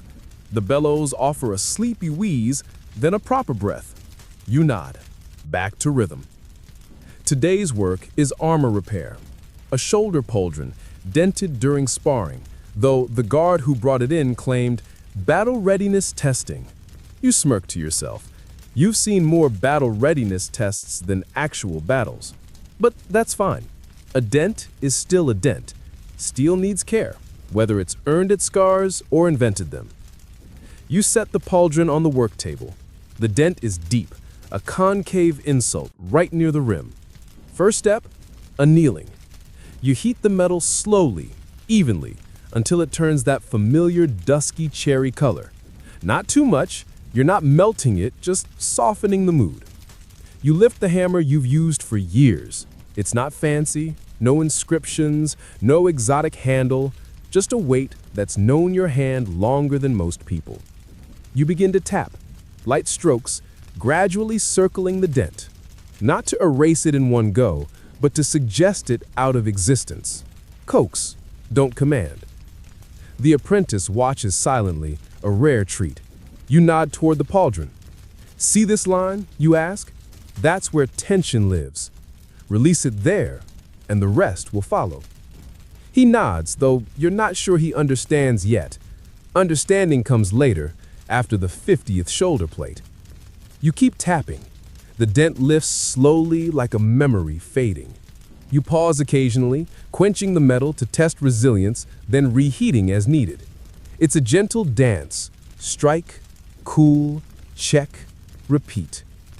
Historians still argue whether medieval armorers truly made repairs on site or simply commissioned replacements. Some say field blacksmiths traveled with armies. Others argue most real repairs were done back at the keep. You're inclined to believe both. You've patched enough bent blades and busted buckles to know urgency makes everyone flexible. As the pauldron regains its curve, you allow your mind to wander. You remember once helping refit an entire suit of armor after a particularly stubborn knight refused to admit he'd grown broader in the belly. You had to reshape nearly every plate, suddenly of course, so he could still claim it was the same suit. Vanity, even in steel. You smile at the memory and wipe your brow. The pauldron is nearly restored. Just a faint shimmer of its former bruise remains. You sand the edge gently, refining the line. Not perfect, never perfect, but trustworthy. A blacksmith's promise. Then comes the strapping. Leather, worn thin. You cut new straps, supple and dark, soaked slightly in oil to ease the bending. You punch holes evenly, thread through brass buckles. As you work, the apprentice brings a pot of tea. You accept it with a grunt that means thank you, though you don't say the words. He watches as you tighten the final strap, fingers quick but unhurried. Will it hold? He asks. You nod, long enough to earn a new dent. And that's the secret, isn't it? Nothing lasts forever, not armor, not iron, not even you. But the point is to last long enough. To serve, to shield, to hold, long enough to matter. You place the repaired pauldron on the rack, beside yesterday's bolt and last week's spade. They sit there like siblings, tools, parts, pieces of someone else's story. Your name's not on them, but your hands are. You stretch your shoulders, rub your eyes, and glance toward the courtyard. The sun is fighting through the clouds now, gold streaks cutting through gray like molten brass. The day is fully awake. You are not. But the forge is warm, and there's more work to do. A bucket of hinges awaits, a cracked kettle spout, a rusted gate pull. Nothing glorious, nothing epic, just things that hold the world together in small, quiet ways. And you, of course, still holding. still here. You don't notice the ache until you sit. It creeps up gradually. The weight in your knees, the dull pull in your wrists, the gentle roar in your lower back like distant thunder under old stone. You lower yourself onto the forge's side bench, the one carved from a single plank, warped now but familiar. The wood welcomes you like a sigh. You rest your elbows on your knees, stare into the flickering forge, and breathe. Sometimes, after a morning of hammering and shaping, your thoughts soften like the coals themselves. You think not in words, but in rhythm. Beat, pause, beat, heat, strike, quench. A lullaby for the working mind. The apprentice is scrubbing soot from the floor. His strokes are too aggressive, more punishment than cleaning, but he's trying. You smile slightly, letting him burn that energy. There's no need to correct him. He'll learn that effort isn't always about force. Lunch is quiet. Bread, cool root stew, and a sliver of hard cheese. You don't talk much. The sounds of chewing, of spoons scraping bowl, of the wind rustling through the forge's high vent, all more soothing than conversation. There's an old nail lodged in your side wall, bent, nearly flush with the wood. You once tried to pry it free, years ago. Gave up. Now it's a kind of marker. Time passes, the forge changes, but that stubborn bit of metal remains. You tap it, idly now, your finger bumping its head like a ticking clock. Your next job is a challenge, a cracked cauldron brought in from the kitchen. Not an easy fix. Cast iron hates mending, but it's not impossible. You roll up your sleeves again, though they barely roll anymore, the fabric so stiff with soot and age they hold shape like bark. You inspect the damage, a long hairline crack down the belly of the cauldron, nearly hidden by burn marks and old grease. If left alone, it'll split entirely. A ruined pot, an angry cook, a call from the steward. You clean the surface first, scrape, sand, wipe. Beneath the grime, the fissure gleams faintly like a silver scar. Then you heat the cauldron, not over the forge, but gently with a side burner and patient air. Too hot and it'll warp. Too cool and the solder won't hold. This is one of those moments where your craft feels more like surgery than smithing. Steady hands, measured breath, eyes narrow, adjusting to every glint of molten metal. You prepare a thin rod of iron solder. It must flow like honey, not leap like oil. Historians still argue whether medieval kitchens truly relied on smiths for every repair, or if cooks learned a few tricks themselves. Some evidence points to in-house repairs. Others cite travelogues detailing the black potman as a profession. Either way, you don't mind being today's savior of stew. You ease the molten solder into the crack, guiding it with a tiny iron pick. It sizzles, hisses, then sets. You quench the area with damp cloth, let steam billow like a spell cast and sealed. The crack closes, a whisper of its former self. You run your thumb across the seam, smooth, not invisible, but stronger than before. You flip the cauldron, inspect the base, add a brace for good measure. You'll tell the cook it's no longer a pot, but a battle-tested champion of broths. The apprentice peeks in over your shoulder. How'd you know it wouldn't split? You glance at him. Didn't, you say. But I knew I'd fix it if it did. And isn't that the truth? Blacksmithing is a constant gamble, with fire, with force, with fate. Every blow could break or build. You learn to trust not certainty, but recovery. Mistakes will happen.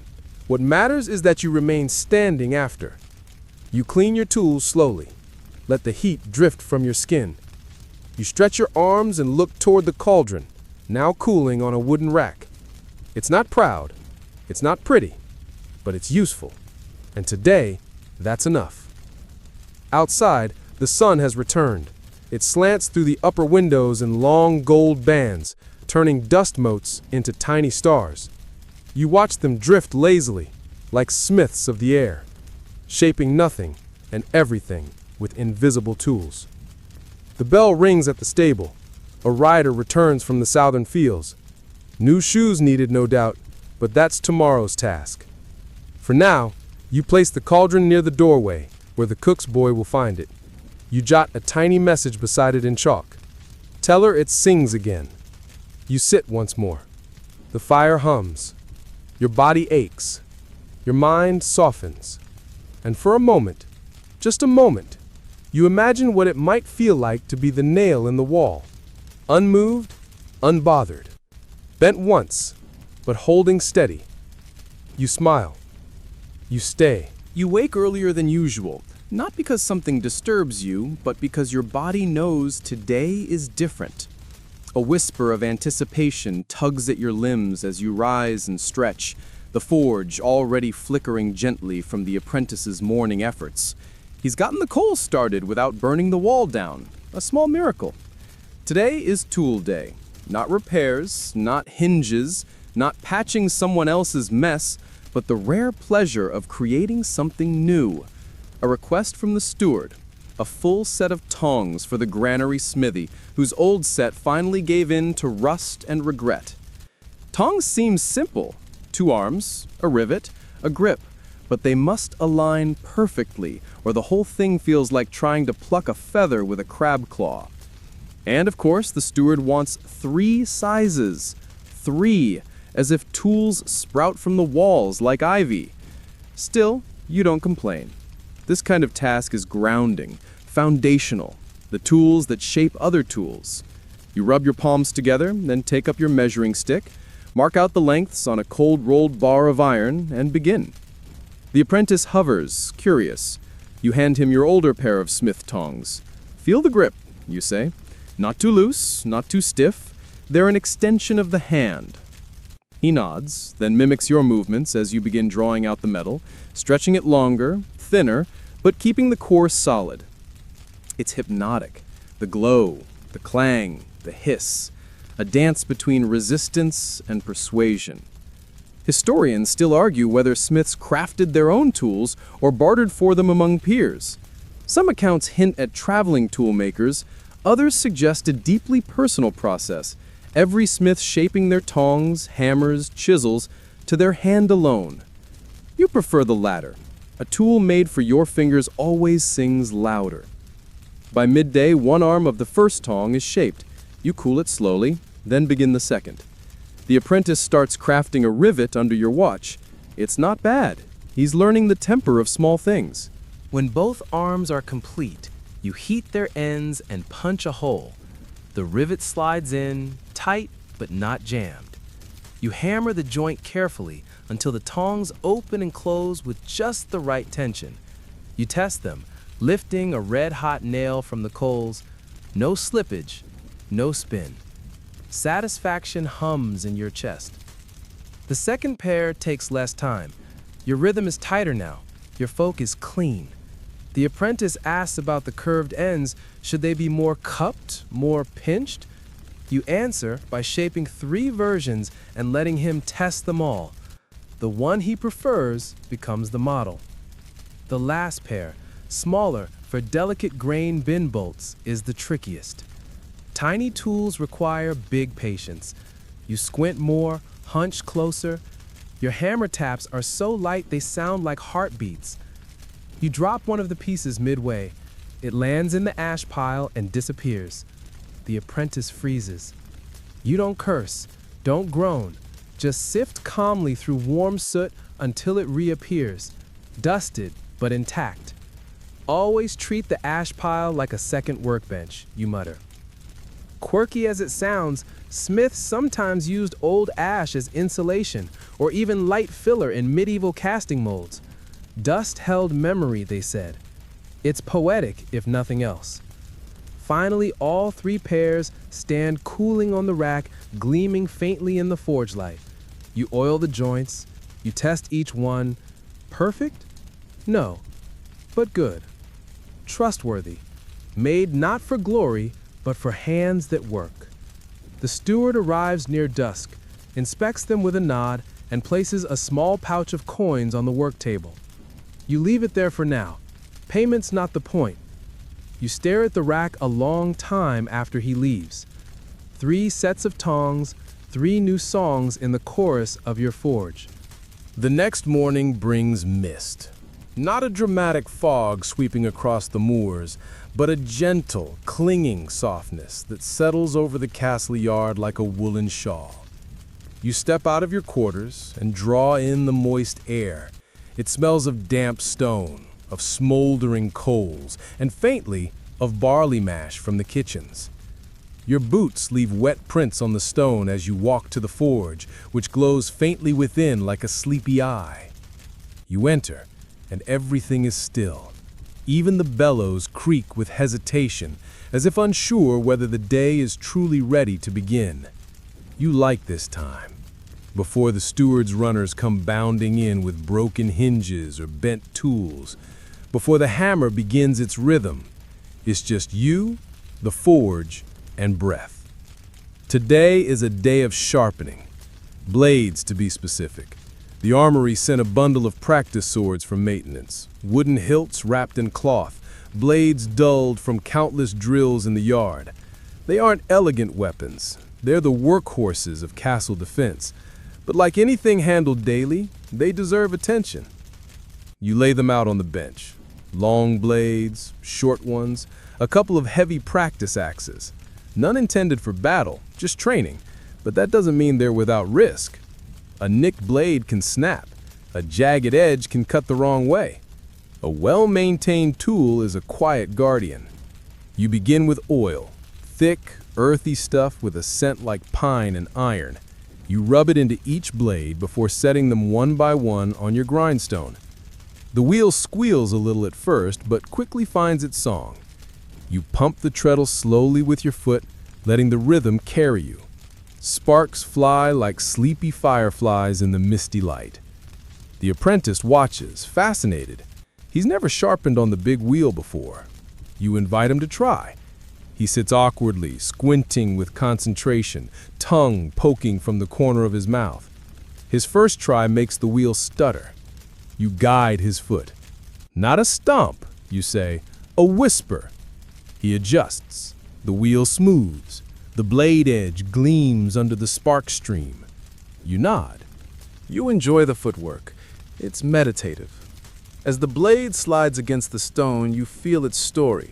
The chips from parries, the bluntness from overuse. You ease each flaw back into shape. Not perfect, just safe. Dependable. Some of the swords are nicknamed. You see faint etchings. Adder, Thistle, Mire. Likely names given by squires too young for real combat, but old enough to pretend. You imagine them clashing in drills, puffing out chests, barking foe commands. These aren't swords that have seen war, but they've witnessed confidence growing, skills forming. That matters too. You pause to flex your wrist. Sharpening is a different strain. Not the brute force of forging, but the persistent discipline of consistency. You rotate the blade, angle it, test its bite on your thumbnail. If it scratches without slicing, it's ready. The apprentice lines up the axes. Their edges are wider, heavier. You demonstrate a slower grind, more deliberate pressure. These tools need more curve to their bite. Not a razor's edge, but a wedge of persuasion. As the grindstone spins, you hum a tune, something old, wordless, a smith's lullaby. The apprentice joins with a whistle. It's tuneless, but sincere. Quirky detail. In some villages, it said blacksmiths weren't allowed to whistle in the forge. It invited mischievous spirits. You've never believed that, but part of you always lowers your volume near the chimney, just in case. You finish the last sword as the sun finally breaks through the mist. It slants across the forge like a blessing. You wipe the blades with fresh cloth, line them neatly in a basket for pickup, and feel satisfied. Not triumphant, not exhausted, just gently fulfilled. The grindstone slows, the forge breathes low. You and the apprentice sit side by side on the bench, sipping from a shared mug of watered ale. Not a word passes between you for several minutes. He finally asks, "Do you ever get bored of the same tools?" You consider this. It's not about what I make. It's about how I make it, who I make it for. He nods, a little wiser now. You see the understanding settle behind his eyes. And as the steward's boy clatters in asking about a broken chandelier hook in the great hall, you stand, bones creaking, and gesture toward your tools. Time to make something new again. The chandelier hook repair isn't glamorous. You eye the twisted length of wrought iron the steward's boy has brought in. It was once a graceful curve, now bent like a chicken's neck in a windstorm. Apparently, someone decided to hang extra garlands on the castle chandelier for a feast. Too much weight, too little caution. Gravity did what gravity does best. You roll your shoulders and take the piece in hand. It's not beyond saving, but you'll have to reforge the bend, reinforce the neck, and probably replace the anchor bolt as well. A small job, but it needs to be done right. You mutter something about chandeliers not being siege equipment and place the hook into the glowing coals. While it heats, you begin preparing the replacement bolt, a thick piece with threads that will need to bite cleanly into the old beam in the hall's ceiling. You chisel shallow channels into it, then take a moment to test it in your measuring brace. Precise. Tolerant, but not loose. The apprentice watches from a corner, eating a crust of bread. He raises a brow. "That's for a candle?" "For 100 candles," you say, deadpan, hung above nobles who scream when wax drips on their wigs. He snorts, chokes on his bread. You don't pat his back, you let him recover in pride, but you hand him a cloth. Then you nod toward the bellows, feed the fire. The iron is red now, ready. You draw it out and begin working the bend. The trick here is subtlety. Too much pressure, and the curve will kink. Too little, and it won't hold the chandelier's weight. You move with care, coaxing the iron back into its original shape, but a touch thicker this time. No more garland-induced disasters on your watch. As you work, the apprentice brings over an older hook from the storeroom. It's a similar size, but has a looped neck, almost decorative. You hold it up, compare it to your work, and nod. Historians still argue whether such decorative flourishes on functional castle hardware were status symbols or just the handiwork of bored smiths. Some suggest the extra work signaled prestige. Others think it was the only way to break up the monotony of endless utilitarian pieces. You decide to add a modest twist at the neck. Nothing showy, just a gentle spiral, enough to echo the older style and please the steward's sense of consistency. It takes an extra 10 minutes, but you're proud of the detail. Beauty and function, function and beauty. You pass the hook to the apprentice for brushing and cooling, then turn to the anchor bolt. This will be the real test. If the threading fails mid-feast, you'll be called up before the entire hall to explain why the Duke's roast goose ended up wearing a chandelier. You heat the bolt, then use your threading file to score the grooves deeper. They catch perfectly. You quench the bolt and twist it into the testwood post in your shop. It bites. It holds. Still, you test it again, and again, then once more, for superstition's sake. Next comes the final assembly. Hook and bolt fused with the collar joint. You slot them together, heat the joint, and weld it with careful taps from your smallest hammer. The metal sings, high and clear. By the time it cools, the sun has climbed to its highest point. You wrap the finished piece in cloth, place it in a wooden carrier, and hand it to the steward's boy. Tell them not to hang any turkeys on it this time. The boy nods with the solemnity of a royal messenger and trots off. You sigh and return to your bench, but a new idea is already forming. Not about chandeliers, about tool racks. You've been meaning to redesign the storage wall behind the forge. Right now, your tongs hang on bent nails. Your hammers rest on splintered shelves. It's serviceable, but messy, inefficient. You sketch something with your charcoal, a tiered rack with sliding pins for adjusting tool sizes. The apprentice leans over your shoulder. "That for us?" "For the next us," you reply. He looks confused. You tap the sketch. Someday this forge won't be ours. Someone else will stand here. Might as well leave them better hooks. It's a quiet moment, but it lands. You begin sawing the base planks. Not metalwork, just pine, but strong, smooth, and worthy of the space they'll support. You shape brackets from scrap iron. Simple, but firm. The apprentice drills peg holes. Together you align the first tier. And somehow, amid sawdust and sweaty brows, the forge feels newer. Not because of fire or tools or steam, but because of intention. You're building not just for today's fire, but for tomorrow's hands. By evening, the rack is mounted. Every tool has a place. The forge breathes easier. So do you. Night comes with a hush. The kind of hush that sinks into the bones of the castle. Not silence, never that. There's always a creak from the wooden joists, a shuffle of boots on gravel, an owl calling once and then again from the stone parapet. But the clangs are gone. The clatter is gone. Even the forge rests now, its coals glowing low and lazy, as if it too has taken a seat.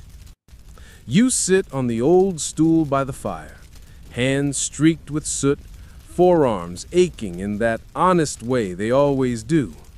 It's a good ache, the kind that tells you nothing was wasted today. Your boots are dusty, your apron smells of oil, and your hair has that faint metallic tang you no longer notice. The apprentice has gone to supper, and you stayed behind, not because you must, but because you want to. There's a final task, one that isn't on the steward's ledger or the master-at-arms schedule, a task of your own choosing. You reach for the iron ingot resting on the shelf beside the bellows, small, solid, untouched for weeks. You saved it for this. Slowly, you place it into the heart of the coals, pushing aside the gray ash. It doesn't hiss, it waits. You work the bellows with long, deliberate pulls. The coals brighten, the metal darkens to red, then orange, then something like the color of a setting sun. This piece is for a gift. A hinge, yes, a simple hinge, but not for a gate, nor a door. For a chest, a box really, something to hold parchment, or tools, or trinkets no one admits to treasuring. You'll give it to the apprentice when his first year ends. It's a tradition, not written in the smith's code, not spoken really, just understood. A master gives a symbol, something the apprentice can carry forward. Not a finished object, a piece of something unfinished, an invitation to keep shaping. You begin hammering the bar flat, gently. No need to rush, no need to impress. The iron yields under your rhythm, a steady echo in the sleeping forge. You curl the leaf, you shape the pen. You measure by eye and feel alone. Historians still argue whether medieval blacksmiths had personal rituals like this. There's little written and fewer artifacts. Most smiths' work was signed only by use, not name. But you know the truth in your muscles. The tradition exists because it's needed. You punch a small maker's mark in the corner, a pattern, not a letter. Yours resembles a fern, curved and delicate. A strange thing for a smith, perhaps, but it's what your own master gave you. You finish the hinge and place it on a folded cloth to cool. It gleams faintly in the firelight. Useful, humble, beautiful in the way old stones are beautiful. You lean back, letting your shoulders relax, and then you do something rare. You take out your whetstone, not for work, but for memory. You polish a small tool you haven't used in months, a decorative punch shaped like a starburst. You run the stone over its edge slowly, like a priest polishing a relic. The apprentice will need it soon. You'll teach him how to use it without overdoing it, how too much decoration turns strength into vanity, how every flourish must have purpose. Then you write a short note, fold it, and tuck it under the cloth beside the hinge. It simply reads, Every strong box deserves a worthy hinge. Don't forget where strength begins. That done, you begin to tidy. The forged tools go back on their new rack. The coals are stirred, then banked. The quench barrel is topped with fresh water. You wipe the anvils, just enough to keep rust from sneaking in overnight. You light a small lantern, lift it, and walk to the outer door. Just before you step outside, you glance back once more. This place, you've stood in it for years. The stone walls, the cracked floor, the iron tang in the air. It's shaped you as much as you've shaped anything in it. And now you see it differently. Not just a forge, a passage, a rhythm, a place where time hammers in soft beats. And somewhere above, in the keep's upper halls, you know someone will hang that chandelier hook tomorrow. They'll admire its subtle curve, never knowing the twist you gave it, never knowing the laugh shared over a burned garland. That's the way of smithing. Invisible, yet present in everything. You step outside. The sky is dark, pierced with stars. The air is cooler now, and your breath curls out in ghostly threads. A dog barks faintly near the kitchens. Someone's laughing in the stables. You hear none of it as noise. It all fits. And in your pocket, the apprentice's gift hinge still radiates a little warmth. By morning, the forge is quiet, but not still. You return early, before the rest of the castle stirs. The sky outside the arch windows is pale with the first hints of dawn, and the chill in the stone floor wakes you faster than any cup of mead could. You move with muscle memory now, each motion automatic.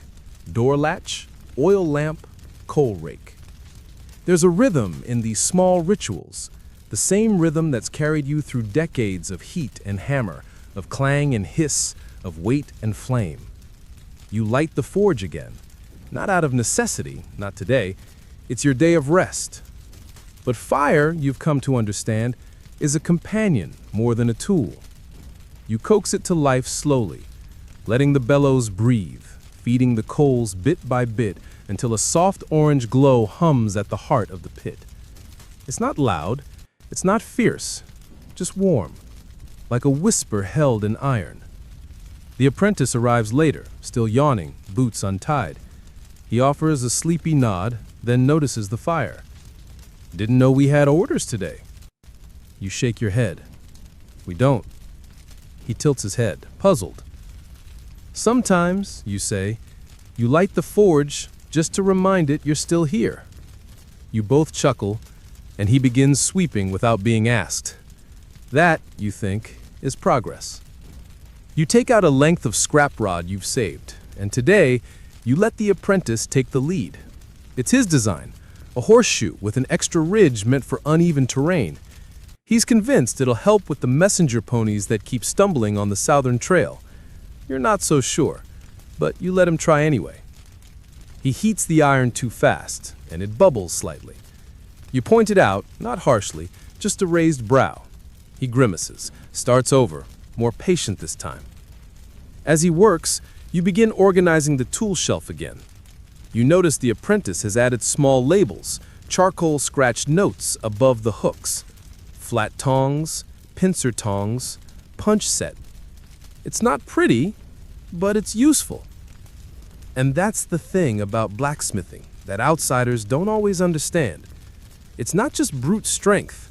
It's care. It's listening. It's watching a metal's mood like you'd watch a friend's eyes. It's letting the heat speak before you strike. It's the realization that even the hardest materials respond best to gentleness. You guide the apprentice through the new horseshoe, correcting his radius angle, suggesting a thinner file for the inner groove, reminding him not to overquench. He improves, minute by minute. Then, just before midday, the steward himself arrives.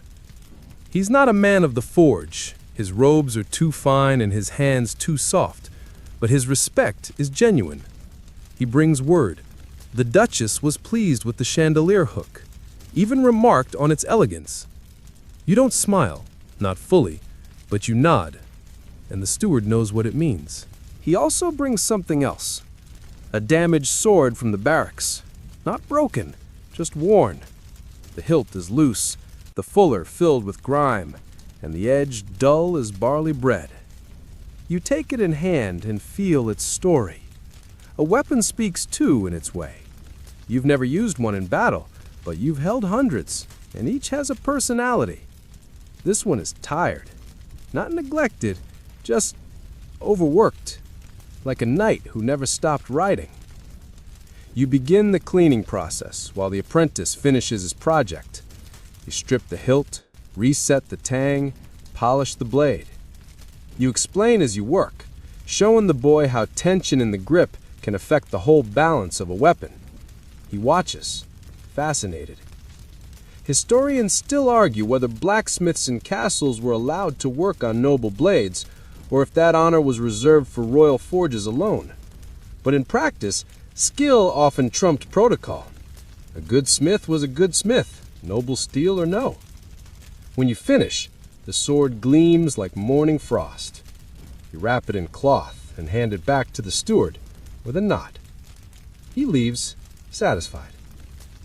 You and the apprentice sit on the workbench after that, drinking water, wiping your foreheads. There's a silence between you, but not an empty one. It's a silence of completion. And then, slowly, the apprentice reaches into the tool rack and removes the hinge you made, the gift. He found it. You let him. He doesn't say much, just turns it in his hands, tracing the fern-shaped maker's mark. His eyes are wide, but not childish. Curious. Grateful. You'll make better ones. That's just the first. He nods. You place your hand on his shoulder and give it a gentle squeeze. Soon, he'll work beside you as an equal. Soon, he'll take on apprentices of his own. Maybe one day, he'll leave this forge and build another, farther downriver, or in some bustling town that needs iron hands. And maybe, just maybe, he'll carve his own mark, not into the metal, but into the memory of his student. The fire burns low now. The castle's bells ring in the noon hour. You let the apprentice go, and for a moment you remain behind. You walk the forge one last time today, hand brushing the bench, fingertips grazing the anvil. You smile. Everything is quiet, but not still. And now, as the last echoes of the forge fade into the distance, and the glow of the embers softens beneath a gentle bed of ash, you ease back into stillness. The day's rhythm has slowed to a murmur, like a lullaby forged not in song, but in iron, in quiet footfalls, in well-worn rituals passed from hand to hand. You sit once more on the low bench beside the hearth, its warmth now just a memory radiating outward. The tools are in their places, the anvil's cooled, and the apprentice long tucked into his evening meal, perhaps recounting to others the shape of that gift hinge or the feel of his first successful groove. But here, in this silence, it is only you and the lingering scent of soot, oil, and something sweeter, maybe pride. The castle around you breathes a deep, slow breath. You hear the muffled rustle of leaves outside the shuttered windows, the distant rustling of straw in the stables, the creak of beams adjusting to the coolness of night. The world narrows, softens, curls around the edges like parchment left too close to the flame. And as you rest your eyes, you can almost feel the years pressing gently on your shoulders, not as weight, but as presence. Each day shaped something, a latch that held, a gate that turned, a blade that protected, a lesson that landed, all of it forged in fire and quiet patience. You lean back now, slower than before, with the ease of someone who knows they've done enough.